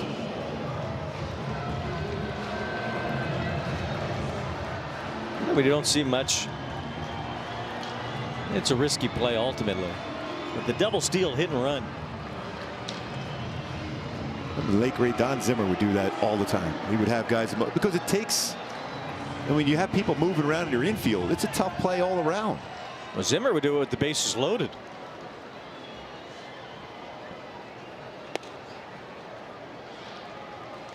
Strike to Nolan Shonowell, and it's 0-1. Mark Grace would be at the plate with the bases loaded, and Zimmer would put on a hit and run. Yes. With all 3 base runners taking off. Got 2 for Shonowell here. And he lines one up the middle. It's over McGonagall's head. It's a base hit. Bases are loaded now. 2 walks and a single. Shonowell's 3 for 3. Where's the towel? Yes. Well, I got it ready. I got it ready. Shonowell towel is always available, especially on a warm day. Brought his hands in. That's not major exit velocity, but middle part of the field. Shonowell. Shonowell is hitting 280 now on the year. The bases are loaded with nobody out as Soler stands in. Whiffs on a first pitch breaking ball. At least the Shonowell towel is fanning me off here in the booth. I'm helping you out. Sway. Look at that beautiful Shonowell towel. And it works perfectly. It's on a warm afternoon. 1 ball, 1 strike on Soler. Take a look. I'm just going to get out of the shot entirely. No, you got to be in here. That's how we get you working. No, I do have to fan off. Yes. Let me get. I'm ready. It's good to be the king. Look at it. Yes. Shonowell towel. Shonowell towel in full effect. Back and better than ever. Yes. Got the average up to 280 now. Yes, he does. I told him we were going to show the Shonowell towel, and he smiled. He goes, "Yes, you are." Well, we are. That puts him up very close to the top 10 in the American League in batting average. Only 5 AL hitters are hitting over 290. Here's a slow roller. That's going to bring home a run. McGonagall's throw to first in time. And Soler with the go-ahead RBI as Neto scores. So the Angels lead 2-1. And the other 2 runners advance as well. With 2 strikes, you'll take that. Contact, slow roller. Now you got 2 runners in scoring position and a run home. Very similar to the run they scored in game 1 of this series, a ground ball out. So with 1 away, it's Grissom. Trout at third base, Shonowell at second, infield in. And a chopper foul off the bat of Grissom.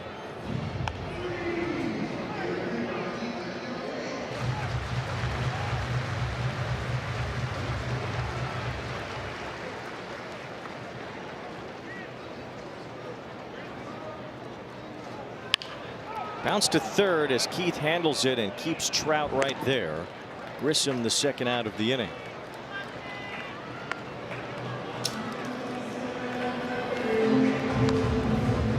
So that'll take something with 2 outs here to get another run in.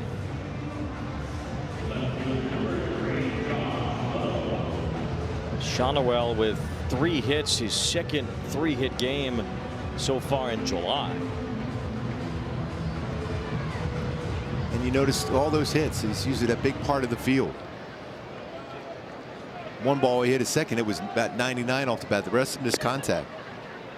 A good run here for Shonowell, really going back to first week or 2 in June. That average sits at 280 now for the year.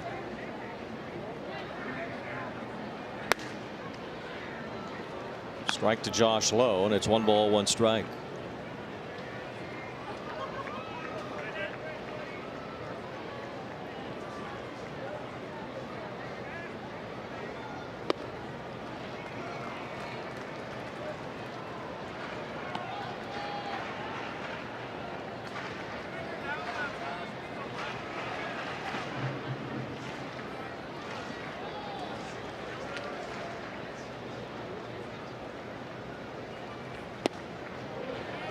2 balls, 2 strikes now on Lowe.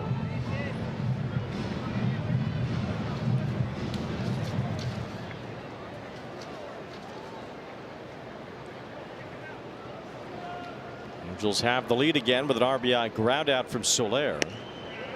It's a 3-2 count on Lowe. Angels have seen over 100 pitches now from the 2 Tiger pitchers. Mize through 74. Anderson's at 31. He gets a changeup here, 3-2. It's ball 4. So Lowe is the 3rd recipient of a walk in this inning. Reloads the bases with Joe Adell looking to snap out of an 0 for 22 slide. He'll do so against a new pitcher. Brennan Hanafy will enter for Detroit.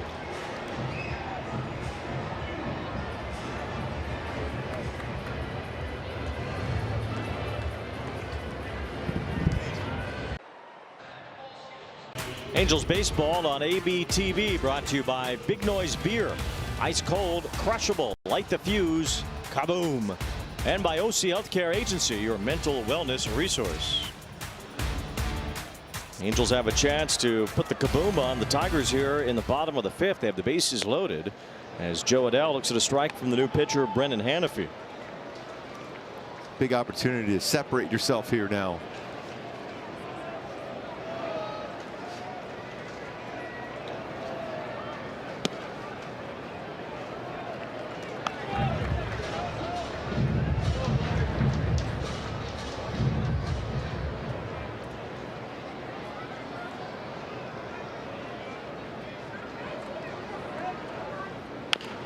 Soft bouncer to Colt Keith at 3rd. He charges, he throws, and it's in time. Adell is out at 1st. They'll probably check it, but I thought they got him. Close play. A run would have scored had Adell beaten it. That was a real good play, too. And Adell is out. The inning is over. Angels settle for 1 in the 5th.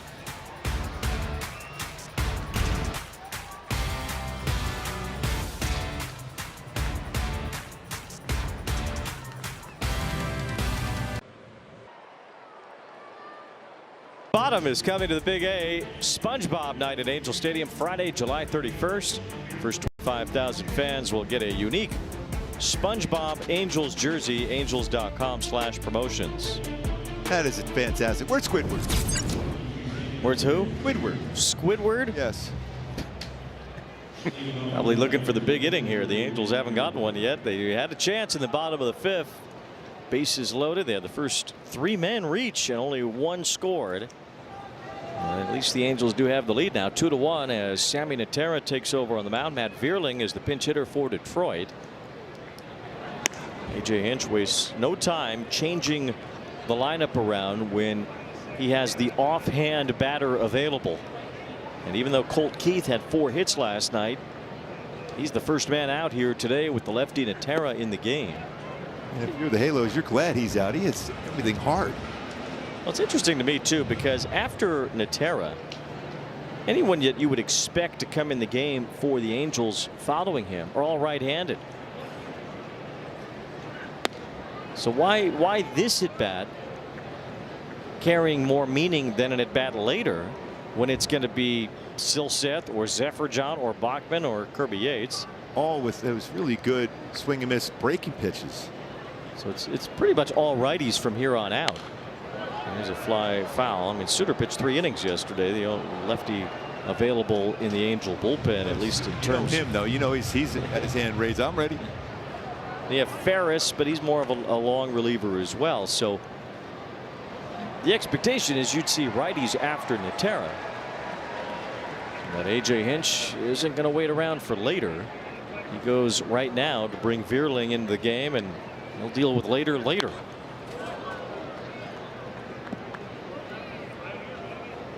Like that Seinfeld bit. That's 8th inning AJ's problem. Yes. 6th inning AJ is worried about Matt Vierling batting for Keith. Well, at least we got one Seinfeld reference. That's a plus. 8th inning AJ, he'll worry about that when the 8th inning shows up. 2 balls, 2 strikes. And Vierling aiming for our booth on those last couple swings. I thought we had a shot there. think they're still trying to find their car in the parking lot there in Seinfeld.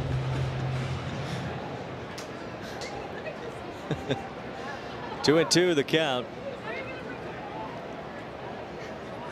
Swing and a miss, strike three. Natera punches out Veerling. Real nice slider from Natera. Natera uninterested in both 6th inning and 8th inning AJ's problems. Especially when you can snap a slider like this too.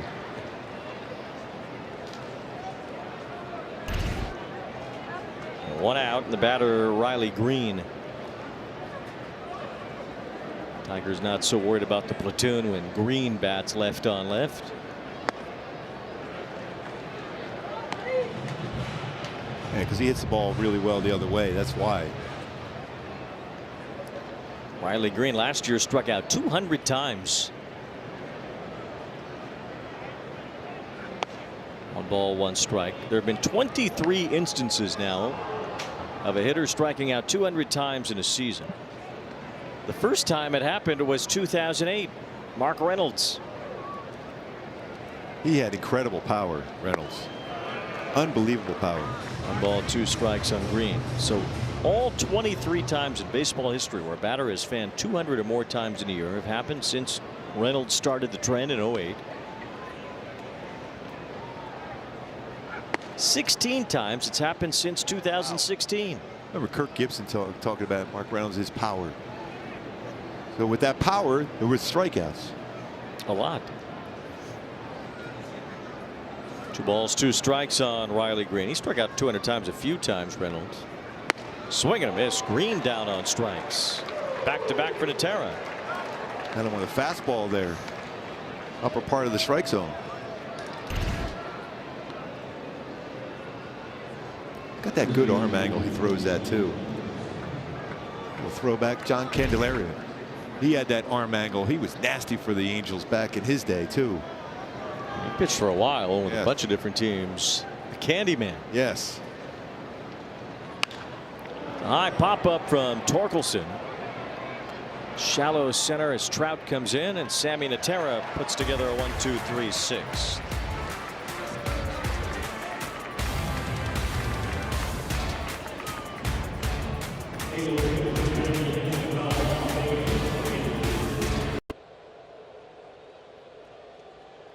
MLB TV presented by Pechanga Resort Casino. Cardinals are in town next for 3, although tomorrow night we're off.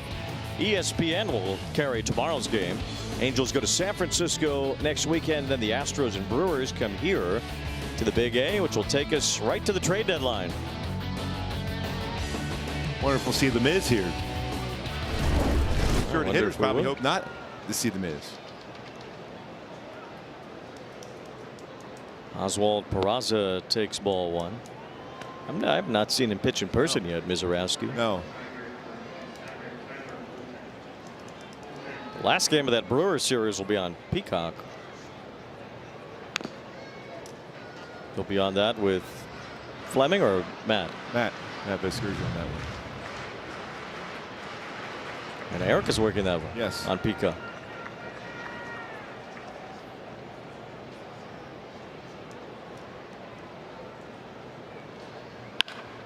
Hit hard up the middle and threw a base hit. McGonigal couldn't reach it. Peraza punched it by. Leadoff single. Hit that ball hard.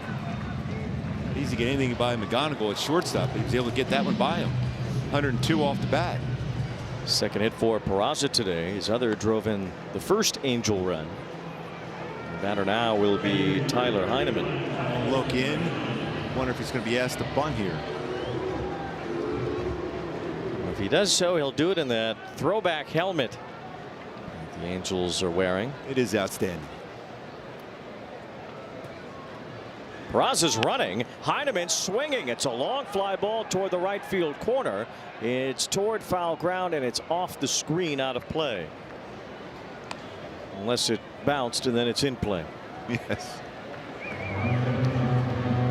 Ball's in a strike.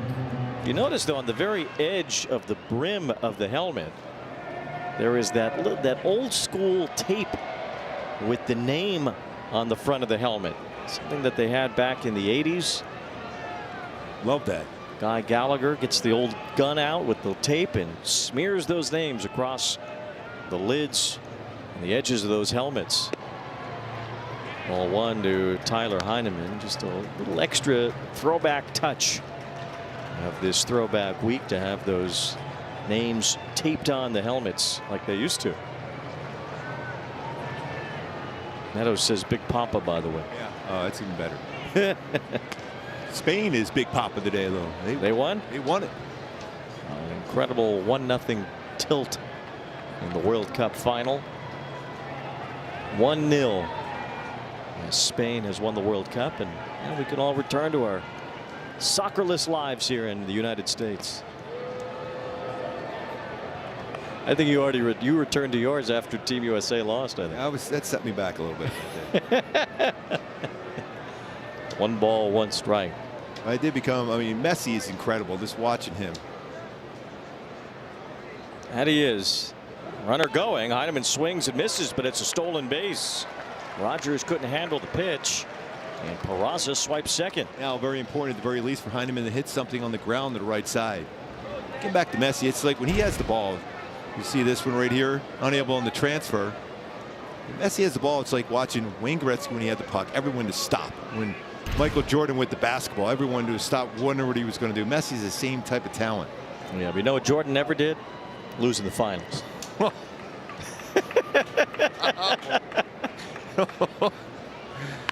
That's a great at bat right there. Great at bat.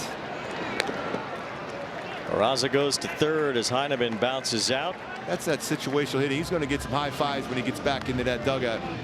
Job by Heineman there, getting him over now, bringing the infield in. Trouty right there too. Give him a high five, get back into that dugout. And on the hit and run attempt too, putting the swing out there and just helping Peraza along. Yep. Peraza stole second. Now he's at third with 1 out, and it's Big Papa, as it says on his helmet. Zach Neto at the plate, taking strike 1.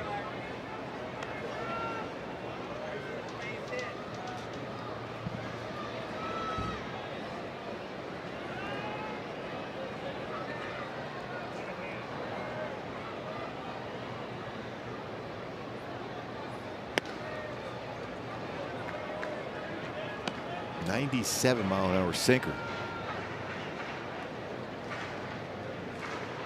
Stay short to the baseball here for Neto.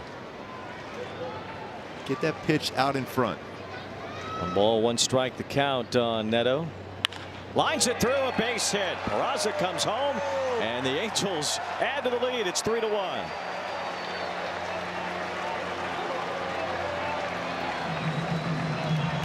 Good swing there. Stayed on it. Rocket to right field for an RBI for Neto.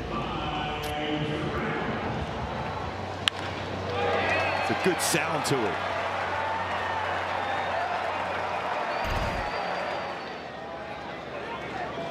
I believe he's thinking about running again himself. Strike to Trout. Angels have a couple of steals today. Trout had one of them in the 3rd inning. Peraza with one here, and the Angels playing some fundamentals here this afternoon with this run scored in the 6th inning.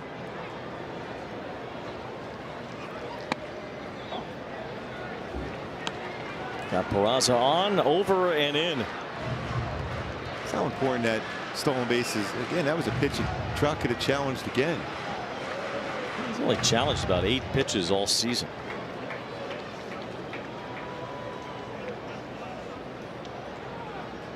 The ball's in 2 strikes, the count. Shonowell has challenged 25. Neto has challenged 16, and Trout has only challenged 8. He's had 2 pitches called a strike on him. He would have challenged it, would have won easily today. The ball's 2 strikes. Neto with a big lead now. He's running. Throw down to second by Rogers is high, and it's off the mark. A stolen base. A little bit of an odd slide. He was like trying to avoid it. Looked like the second baseman Lee on that one. That's his 13th stolen base.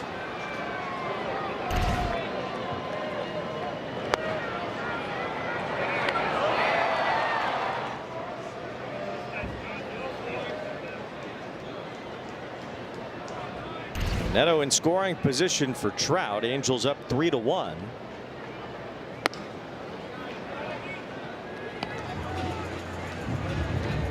that uniform nice and dirty now, Neto. Why they call him Big Pop? Yeah.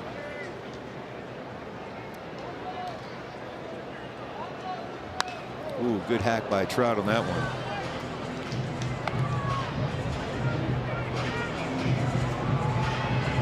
It's out over the plate on a four-seamer.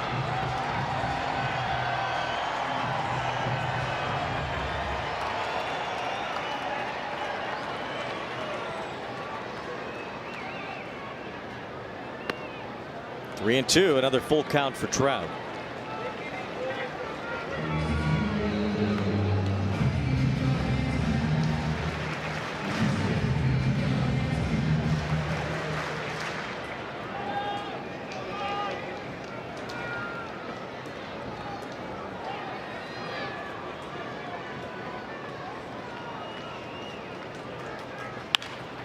Ground ball right at the second baseman Lee.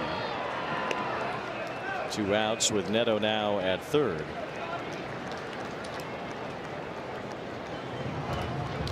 Well, AJ is the fastest walker I've ever seen going out to the mound as a manager. He is quick. Olin Shotwell 3 for 3 today, and he will be facing a new pitcher. The lefty will come in for the Tigers, Tyler Holton.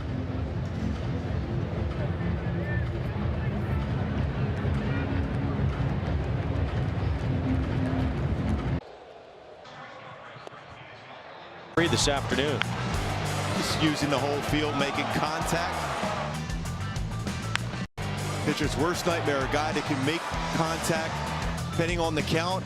If he's ahead, he's going to try to turn on it. 2 strikes, he's trying to make contact, utilize that big part of the field like he has so effectively here again today, center field.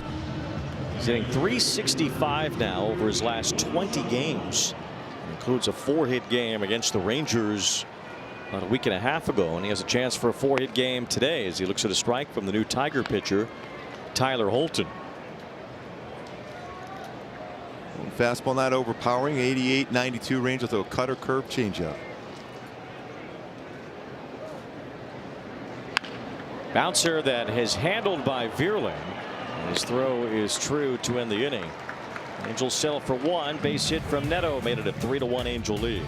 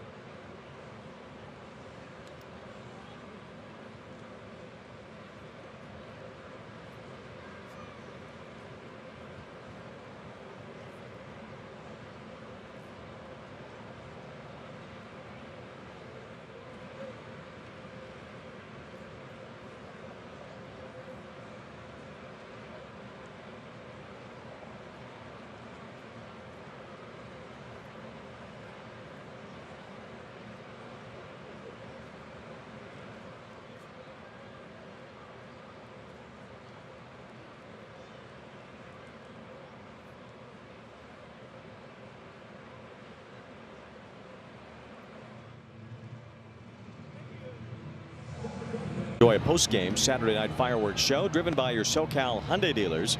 Angels.com/promotions for a list of Saturday night fireworks. Angels with a 2-run lead and their bullpen involved here as Chase Silseth comes on after Sammy Natera worked a 1-2-3 6th inning. Ready to 43rd game this season for Silseth. That nasty splitter, sweeper himself. Fastball has been pretty firm. 94-96 range. It's been a well-pitched game for the Angels so far. They've held the Tigers to a run on 2 hits. As Kerry Carpenter leads off here in the 7th inning, takes ball 1, or maybe not. The catcher is challenging the ball call. And that's a strike again. Lance Barksdale having a rough time back there today. Oh, it's overturned. It's a strike.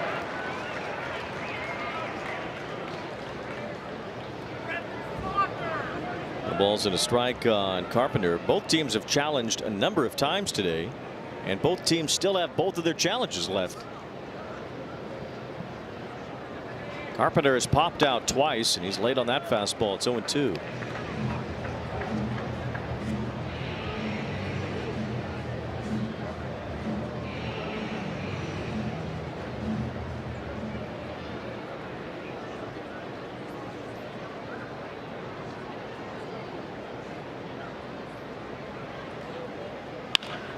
Carpenter reaches out, bounces it. Neto grabs it, spins, fires, and gets him. Nice play. He had an RBI single, then showing the range up the middle.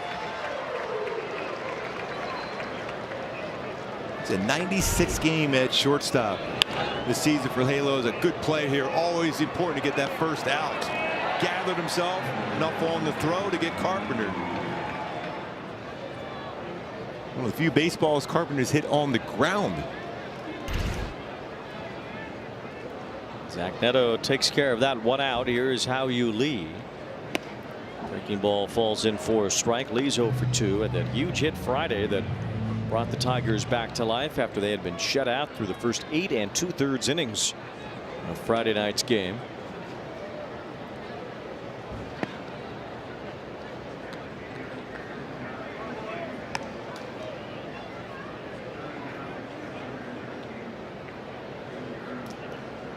Over 30,000 tickets sold here this afternoon at Angel Stadium. 1 ball, 1 strike on Hao-Yu Lee, who flied out his last at bat. Only 2 hits for the Tigers so far today. Both of them off the starter Ryan Johnson, who allowed a leadoff home run and only an infield single after that. 5 strikeouts today for Johnson. Natera with a 1-2-3 6th inning, and now Silseth retired the first batter he's faced here in the 7th.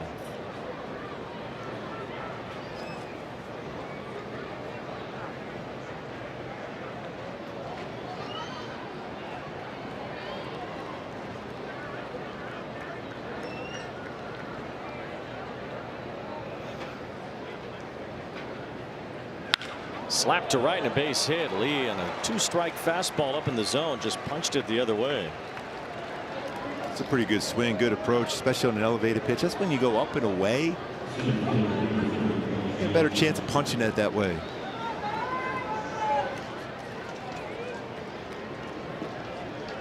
With 1 out, the batter is Outman. Angels trying to hold a late lead here.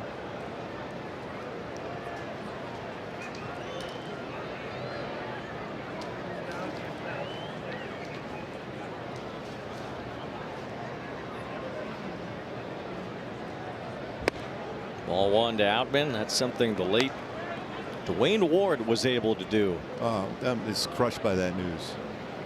Dwayne Ward, who was the closer of the 1993 world champion Blue Jays and was a great late inning reliever for them for many years. Passed away at or in Toronto during the Blue Jays celebration of their back-to-back championships over the weekend. He was there with the guys on Friday night. Todd Stottlemyre was talking about that, and boy, that's just devastating news. All-time great guy. Many great conversations. Crusher.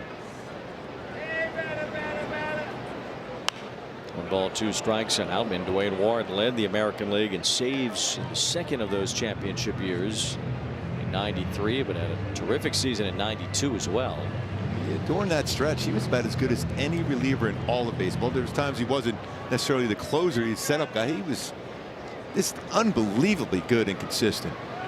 Runner going as Outman hits a fly ball to left.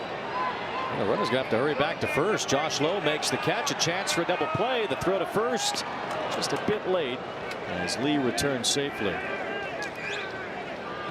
Another situation here with Lee. Go back to second just to see if he re-tagged the bag. Yes, he did. He said he did.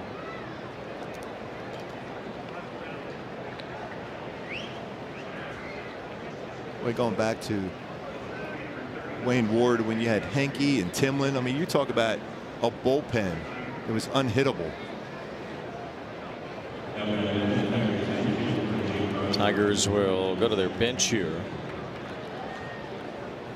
Jake Rogers due up. It'll be pinch hitter up for him, McKinstry.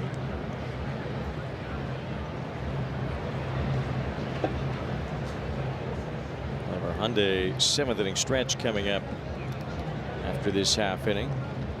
So the Tigers are going to drop the DH then. Dingler will have to catch.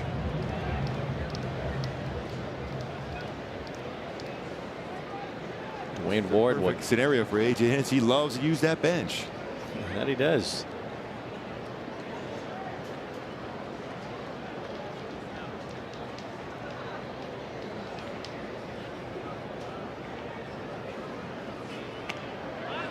Silseth has great footwork for his pickoff.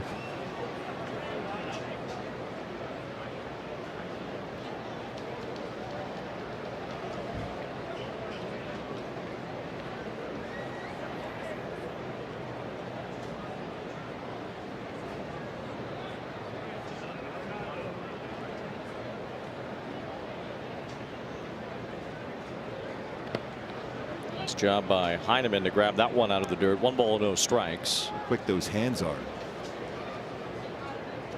Dwayne Ward won 3 of those World Series games between '92 and '93. He saved 2 others. Huge part of their back-to-back championships. Guys would come back to the bench and say he's like throwing a bowling ball for his sinker. 2 balls, no strikes on McKinstry.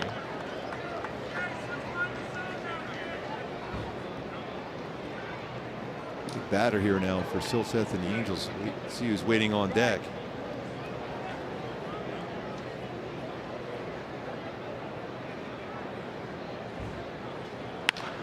Ground ball handled by Peraza, and Silseth puts up a 0 in the 7th. We'll be back with our Hyundai 7th inning stretch.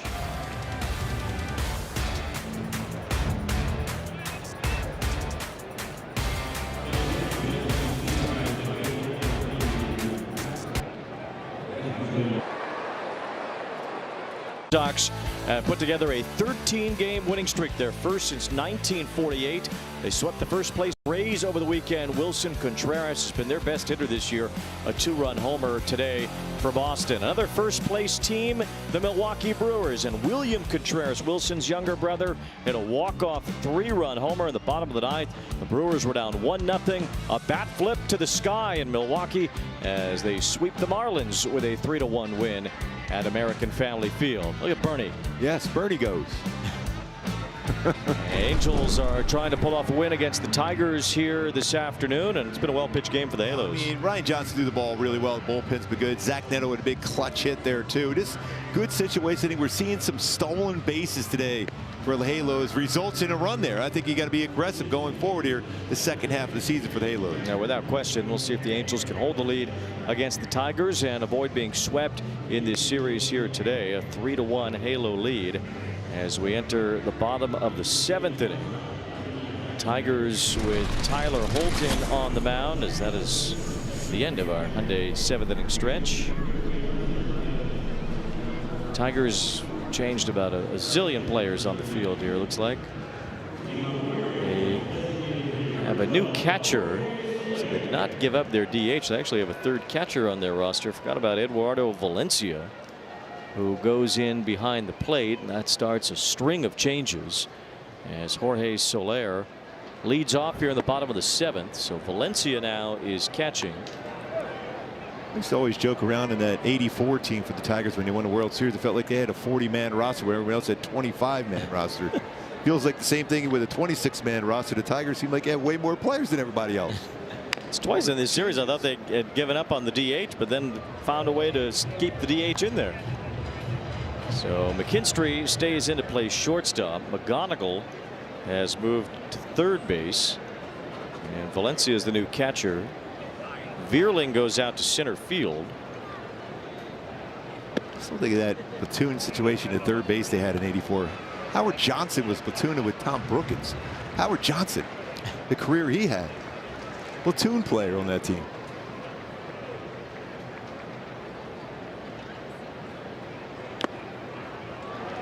Hojo would go on to be traded to the New York Mets and be part of their '86 championship as well. Soler strikes out.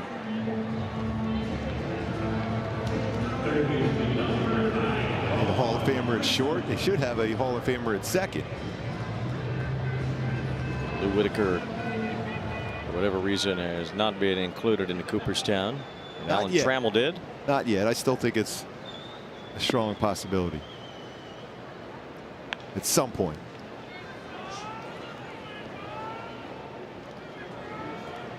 One out here in the 7th with Grissom up. Soler is 0 for 4 today, but he does have an RBI. Grissom had a double and a run scored earlier.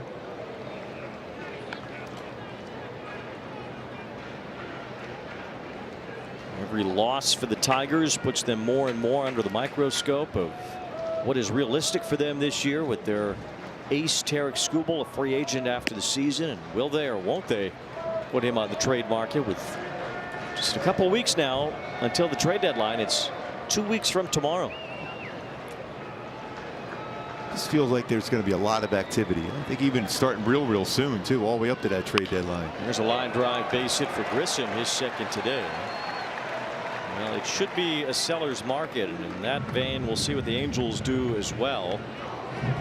The Angels have fallen further back from a standing standpoint. Some attractive pieces certainly to contending teams on the Halos roster, and a lot to be decided with regard to that in the next 2 weeks as well. Exactly, and that's a good swing for Von Grissom. 2 hits today, and he'll be lifted for Denzer Guzman as a pinch runner. Put Guzman at third base for the last couple of innings. Jose Siri will pinch it here for Josh Lowe.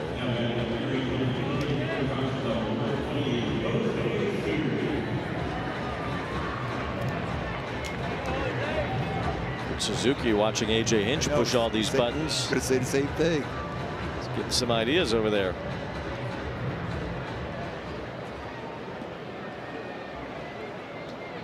So here's Siri in place of Lowe, and he'll take over in left field, presumably.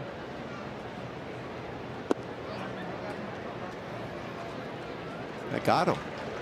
Hit batsman, so puts Siri on base. Moves Guzman to second. If they're going to look at that.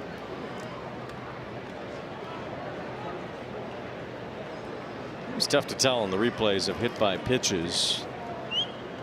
Tigers will not review. That's a. Oh, you just got to kick it.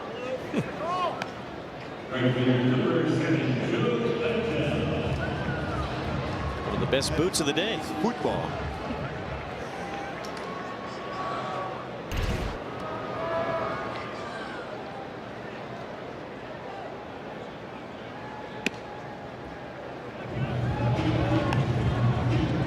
Had some RBI opportunities today. This will be a big one for him here.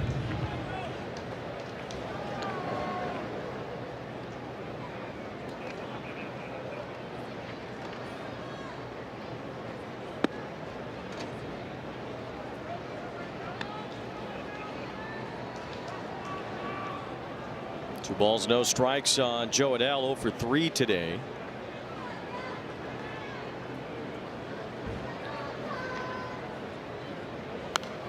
Good hack on that one there.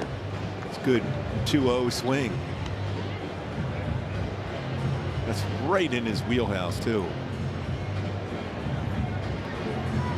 Baseball is working towards a California spectacular, I was thinking, Wayne. Well, Joe would like that. He's not had a hit in some time now. Well, good Joe has done against left-handed pitchers.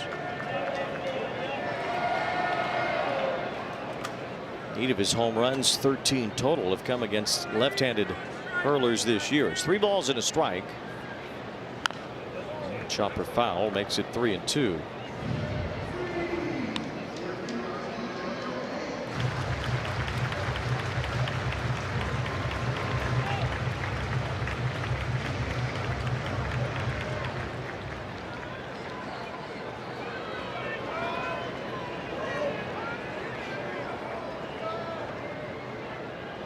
He's hitting a hit by a pitch, setting up another chance for the Angels to score.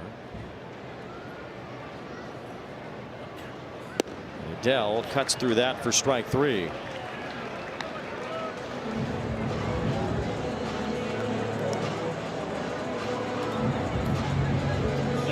It was the 15th at bat for the Angels today with a man in scoring position.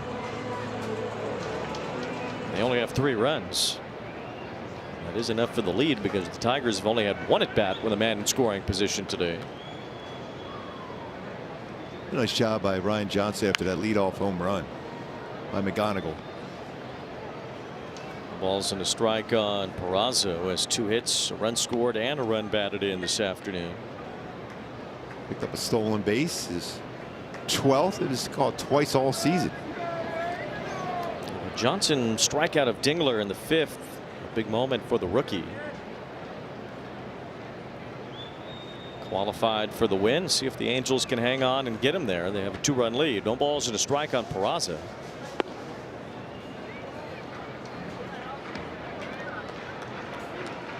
Angels are 3 for 15 with runners in scoring position today. They've left 9 men on base. Still are up by 2.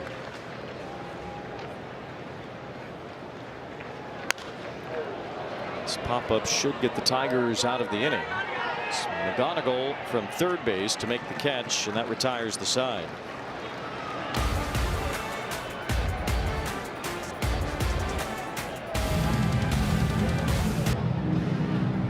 And 5 strikeouts over 5 innings, only 1 run allowed on 2 hits. Just loved how he bounced back after that leadoff home run in the left center field. Just started mixing and matching between his cutter, his sweeper was good, his splitter. 5 punch outs in the game. There's 2 hits allowed, but that big punch out against Dingler was the one. Love that reaction by him. Put himself in position to pick up a W going 5 innings today. Career high 91 pitches thrown by Johnson as well. Good outing here at the Big A for him this afternoon against the Tigers. Now Sam Bachman enters with a 2-run lead. Top of the order here for the Tigers. McGonigal leading off. As he hits a fly ball to right center field. Trout is in position as he backs up. And that's the first out here in the 8th. Perfect fly ball to Trout from McGonigal. Tied it all in what Eric was talking about earlier in the game. How McGonigal was so excited to see Trout in the All-Star game, and that nice little text from Trout. Do you think he wrote a message on the ball for him as he flied out? Sure he did. His Trout's quick enough to do that. 1 out as Dingler bats. He's 0 for 3 today. Slow roller toward third. Guzman fresh in the game, picks it and throws out Dingler. 2 quick outs for Bachman. There's an enormous man warming up in the Tiger bullpen behind Jose Siri, who's now in left field. Too often you can see somebody with the fence there. He still have his body over the fence. It is the former Angel and former Dodger closer Kenley Jansen. Look, have his body over the wall there. It's unreal. Yes, from our vantage point, we usually can't tell. We got to look around and see who's out there. If I just hadn't seen him in a while, or if he's bigger than he used to be. Showed up here the other day. He looked like he was about to tower over the whole stadium. Yeah. I mean, Zephyrjohn's a big guy, and he was standing next to him and said, "Who is that next to him?" Oh, that's Zephyrjohn. Ball 1 strike on Vierling. I wonder if Zephyrjohn will get a save chance here today. The Angels up by 2. 2 outs here in the 8th. We have not seen Zephyrjohn yet. He's been the Angels' best reliever over the last month or so. A little squibbing roller, and Sam Bachman puts together a quick 1-2-3-8. He turned that one over.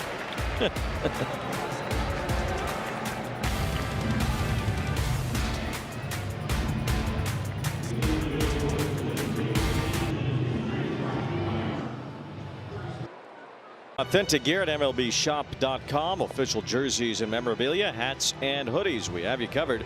MLBshop.com/Angels, the official source for your Angels gear. Now here's a man on the mound for the Tigers that has collected a remarkable 487 career saves, third most in Major League history. 29 of those with the Angels last year. Kenley Jansen. He was fantastic for the Halos last year. It's really the one game in which he pitched against the Tigers in this get a little work in. That's where he gave up most of his runs the entire year in that one game. That is a big fella out there. No question. Jansen had a 2.59 ERA in 62 games for the Halos last year, and the ninth inning troubles that we've seen this season were not a part of the story of the Angels last season because of this man. Even if there was a guy on second, he just kind of wave him over to third base and you're not coming in anyhow. Angels this year have lost 8 times when leading after 8 innings. The all-time record is 11. Angels do not want to get to that record, but it's not far away. It happened a few times last year. As Jansen falls behind Tyler Heineman, 2 balls and no strikes.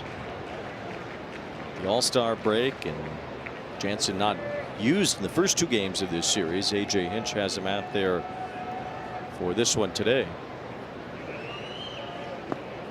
It's 3 balls, no strikes on Tyler Heineman.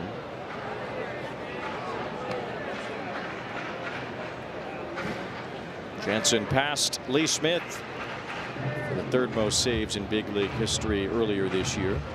That certainly was a big guy on the mound himself. Big Lee Arthur Smith. Yes. He spent some time with the Angels too.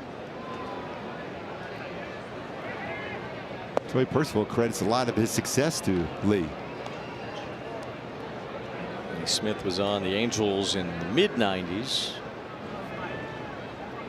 It's kind of like Jansen, just started to bounce around after having a lot of great years in a Cubs uniform. Lee Smith made the All-Star team in 1995, was still on the Angels for part of '96 as well.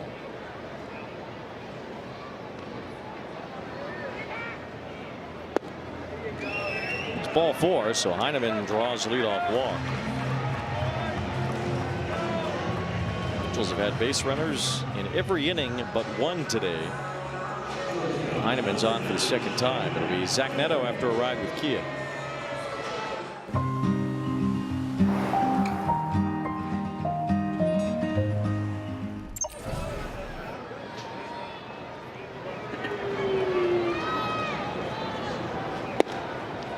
Strike 1 to Neto. Lee Smith is a Hall of Famer, and very likely Kenley will be too. I think so with Kenley.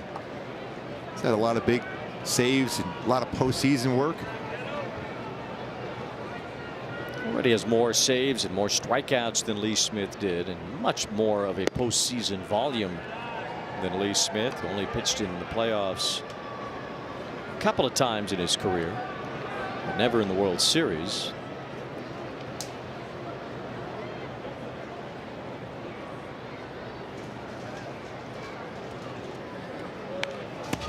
Count the playoff saves, and really I don't know why you wouldn't, considering the breadth of those games and how important they are. Jansen's already over 500 saves, 487 in the regular season and 20 in the postseason. Yeah, that's the ultimate stress, getting saves in the postseason. 2.20 career ERA in the postseason, 20 saves, 94 strikeouts in 65 innings in the postseason, only 34 hits allowed. That's Hall of Famer, all about it. Agreed.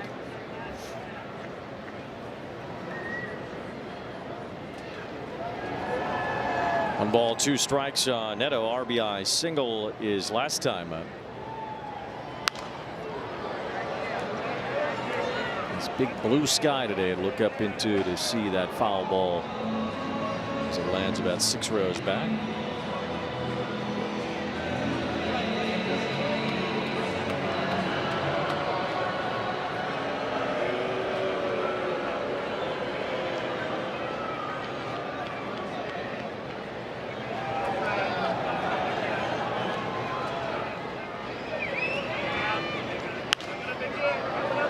Good little battle here.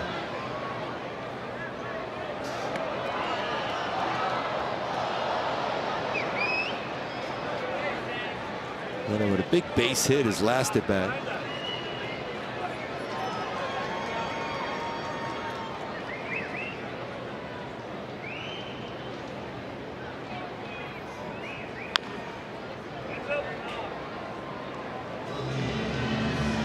His next home run will give him 20 on the year. That's the guy that you would think he would hit a home run against. A guy that could be in the Hall of Fame like he's done throughout his young career, Neto. That's His true. very best. Could add to the resume if he takes Kenley deep. 1 ball, 2 strikes.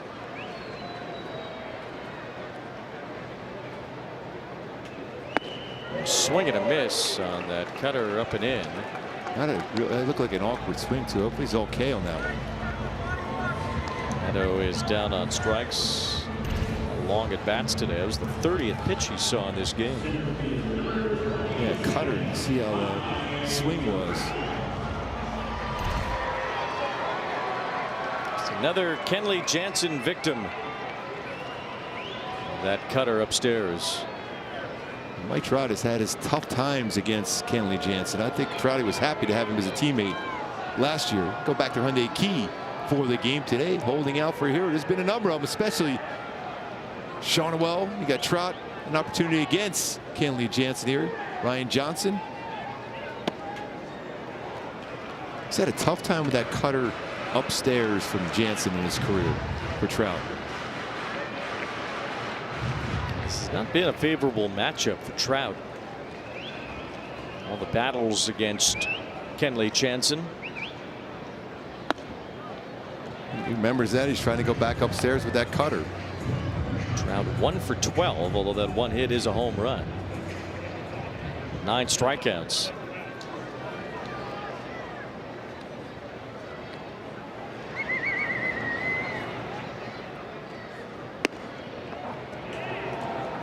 It's on the outside corner to make it 1-2. One of those pitches that close enough to challenge.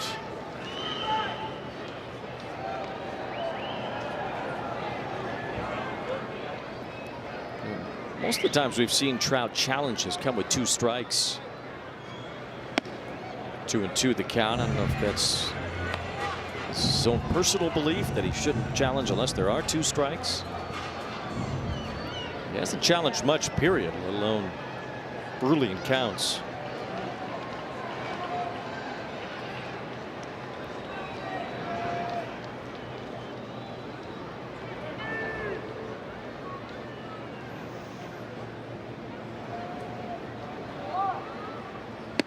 Swing and a miss, strike 3. So Trout struck out against Jansen now the 10th time in his career. Another elevated cutter, just a little bit off the plate.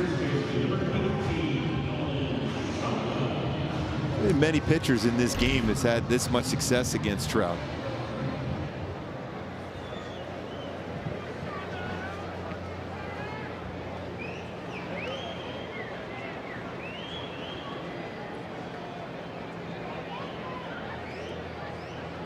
Another chance for a 4th hit today for Shonwell.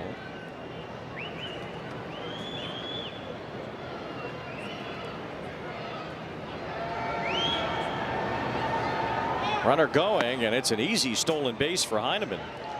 First of the season. Shonwell wants to challenge. He's going to be successful. This is way above the strike zone.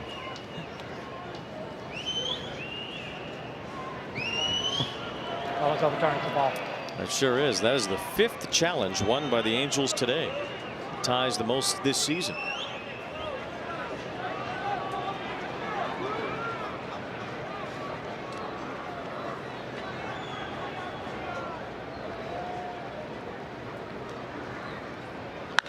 Shonwell with a high fly. Right fielder Carpenter fights the sun a bit and makes the catch to end the inning. Angels will try to hold a 2-run lead in the 9th.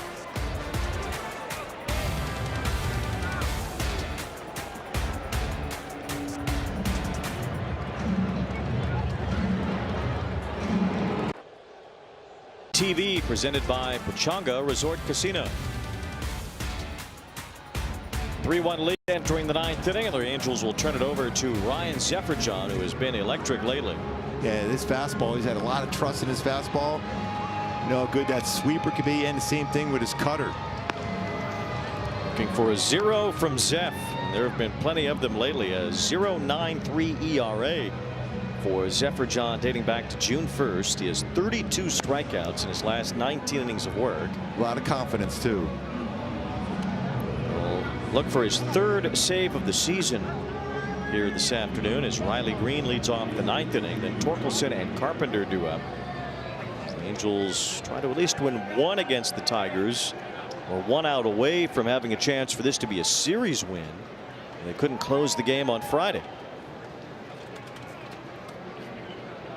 Tigers head to Chicago when this one is over. They'll play the Cubs over the next few days. The Cardinals will come here to Angel Stadium. Jose Soriano facing Kyle Leahy tomorrow night. A nationally televised game. Strike 1 to Green. Tuesday night we'll see Walbert Urania back on ABTV against Matthew Liberator, who's really struggled this year. And Wednesday day game, Reed Detmers against Michael McGreevy. 1 ball, 1 strike on Green. Detmers will get to face a team that his dad pitched for in the minor leagues. Big time. McGreevy's thrown the ball well for St. Louis this year. Swing and a miss by Green. 1 ball, 2 strikes. That real good sweeper from Zephyr.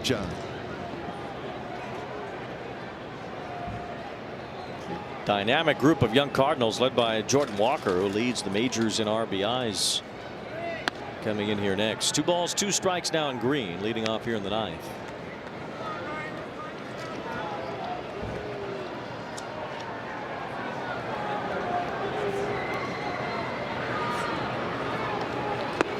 It's off the plate, ball 3. The all important first batter. You just got to go right after him here. Trust your defense. So Yates got into trouble the other day. A hit batsman and a walk started the 9th inning troubles against the Tigers. And here's Green with a fly ball to right center field. It's pretty deep. Adele's back for it. He's out near the wall and it carries over. It's a home run. Oh, just kept drifting and drifting and drifting. He went after with a sweeper. He had to throw it for a strike. A lot of the plate. Riley Green with a solo shot. It's his 10th home run since June 1st. And he has brought the Tigers within a run. It's 3-2. This spins up there. Launch angle, 42-degree launch angle. 105 off the bat.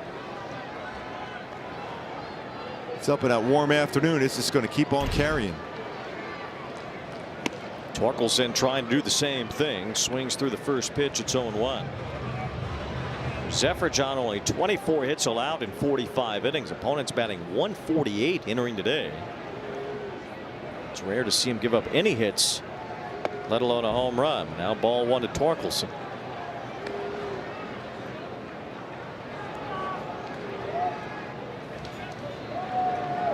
It's 3-2 now. A 1-run game. Solo homers for the Tigers in the 1st and now the 9th.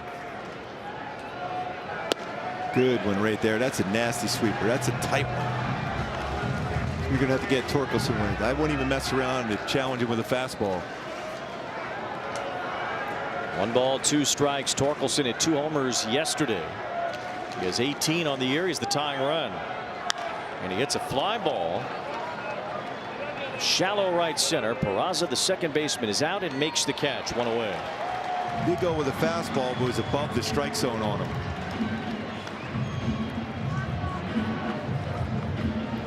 Seemed like he slowed Torkelson down with those first few sliders. Torkelson swung late and under that pitch. He made sure it wasn't in the strike zone. 1 out. Here's another guy with pop, although what Carpenter's been doing lately is popping the ball up.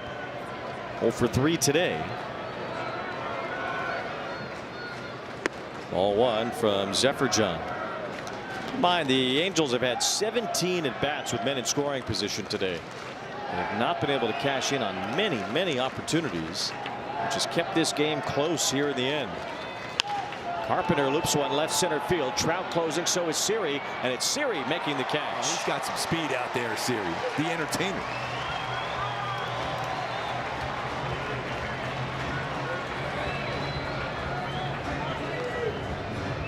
Good closing speed on this one too. Another baseball hit in the air by Carpenter and runs that one down. He is pure entertainment. 2 outs in the batter, Hao-Yu Lee. Lee had the 2-run double with 2 outs in the 9th inning on Friday.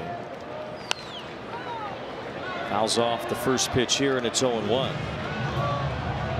Angels Live postgame presented by Kia coming up. To detail the 4 Angels stolen bases today, the most in a game for the Halos in over 2 years. Peraza, Neto, Trout, and Heineman all had steals today. Heineman with that speed. Earlier he was going to steal a base too, but then he got a stolen base. 1 ball, 1 strike on Lee. And a breaking ball is popped up. Zach Neto is under it. He's calling it. He's got it. Say goodnight to the Tigers. The Angels hold on for a 3-2 win and avoid a sweep in this series against Detroit. Zephyr picks up that save, bounce back after that home run by Riley Green on that sweeper. The Halo is able to salvage the last game. Good all-around game. You mentioned those stolen bases put a lot of pressure because there's opportunities to keep scoring on there, but found a way to score one more run than the Detroit Tigers. Ryan Johnson picks up the win, his 2nd of the year, as he was able to go 5, strike out 5, and only allow 1 run on 2 hits today. Yeah, nice game all the way around. Shonwell was really solid himself. And he's going to be our Toyota player of the game, Wow, using that whole field. He hit up the middle of the 355 batting average over his last 21 games. Pretty impressive. 27 for 76 for Shonwell. The 1 base hit, the right field was about 99 off the bat, but some clutch hitting there for him. The Angels pull off a 3-2 victory here this afternoon. Tigers win the series on account of that come from behind win Friday, but the Angels do avoid a sweep and welcome a pretty good Cardinal team into town starting tomorrow. St. Louis leading in Arizona today 7-5. They are 51-46 on the year.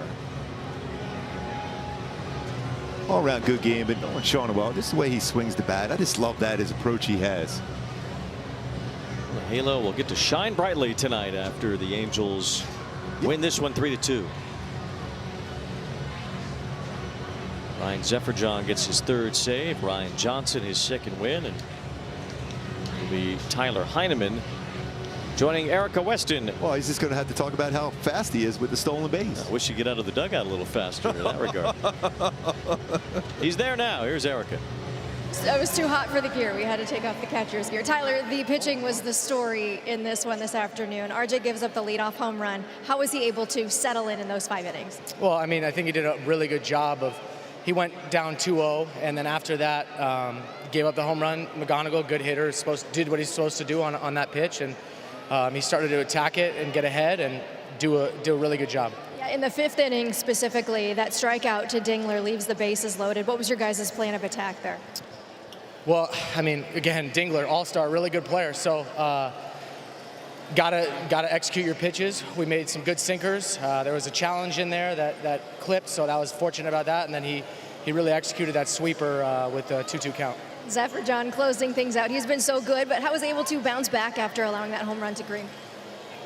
When you got a 2-run lead, you gotta get ahead and pump strikes. So you know, that's better than a walk, honestly. And he did a really good job of just throwing it in there. Riley did a great job. He did what he's supposed to do, and then after that, you know, he continued to fill up the zone and got some outs. How about the stolen base? Your first, it's showing off the wheels today? Yeah, I mean, he gave me a chance to go. He shut me down for a little bit, but then he gave me a chance to go, and you know, it felt nice. Well, the sunglasses fit the speed. Thanks for the time. Nice job. Appreciate it. Thanks. All right, guys. Tyler Heineman behind the plate for an Angels win here today. It was a good win. It was a tough one. It could have easily won the series, but the bottom line is you won the last game. You're only as good as your last game. 3-2 the final. We'll be back to wrap it up at the Big A.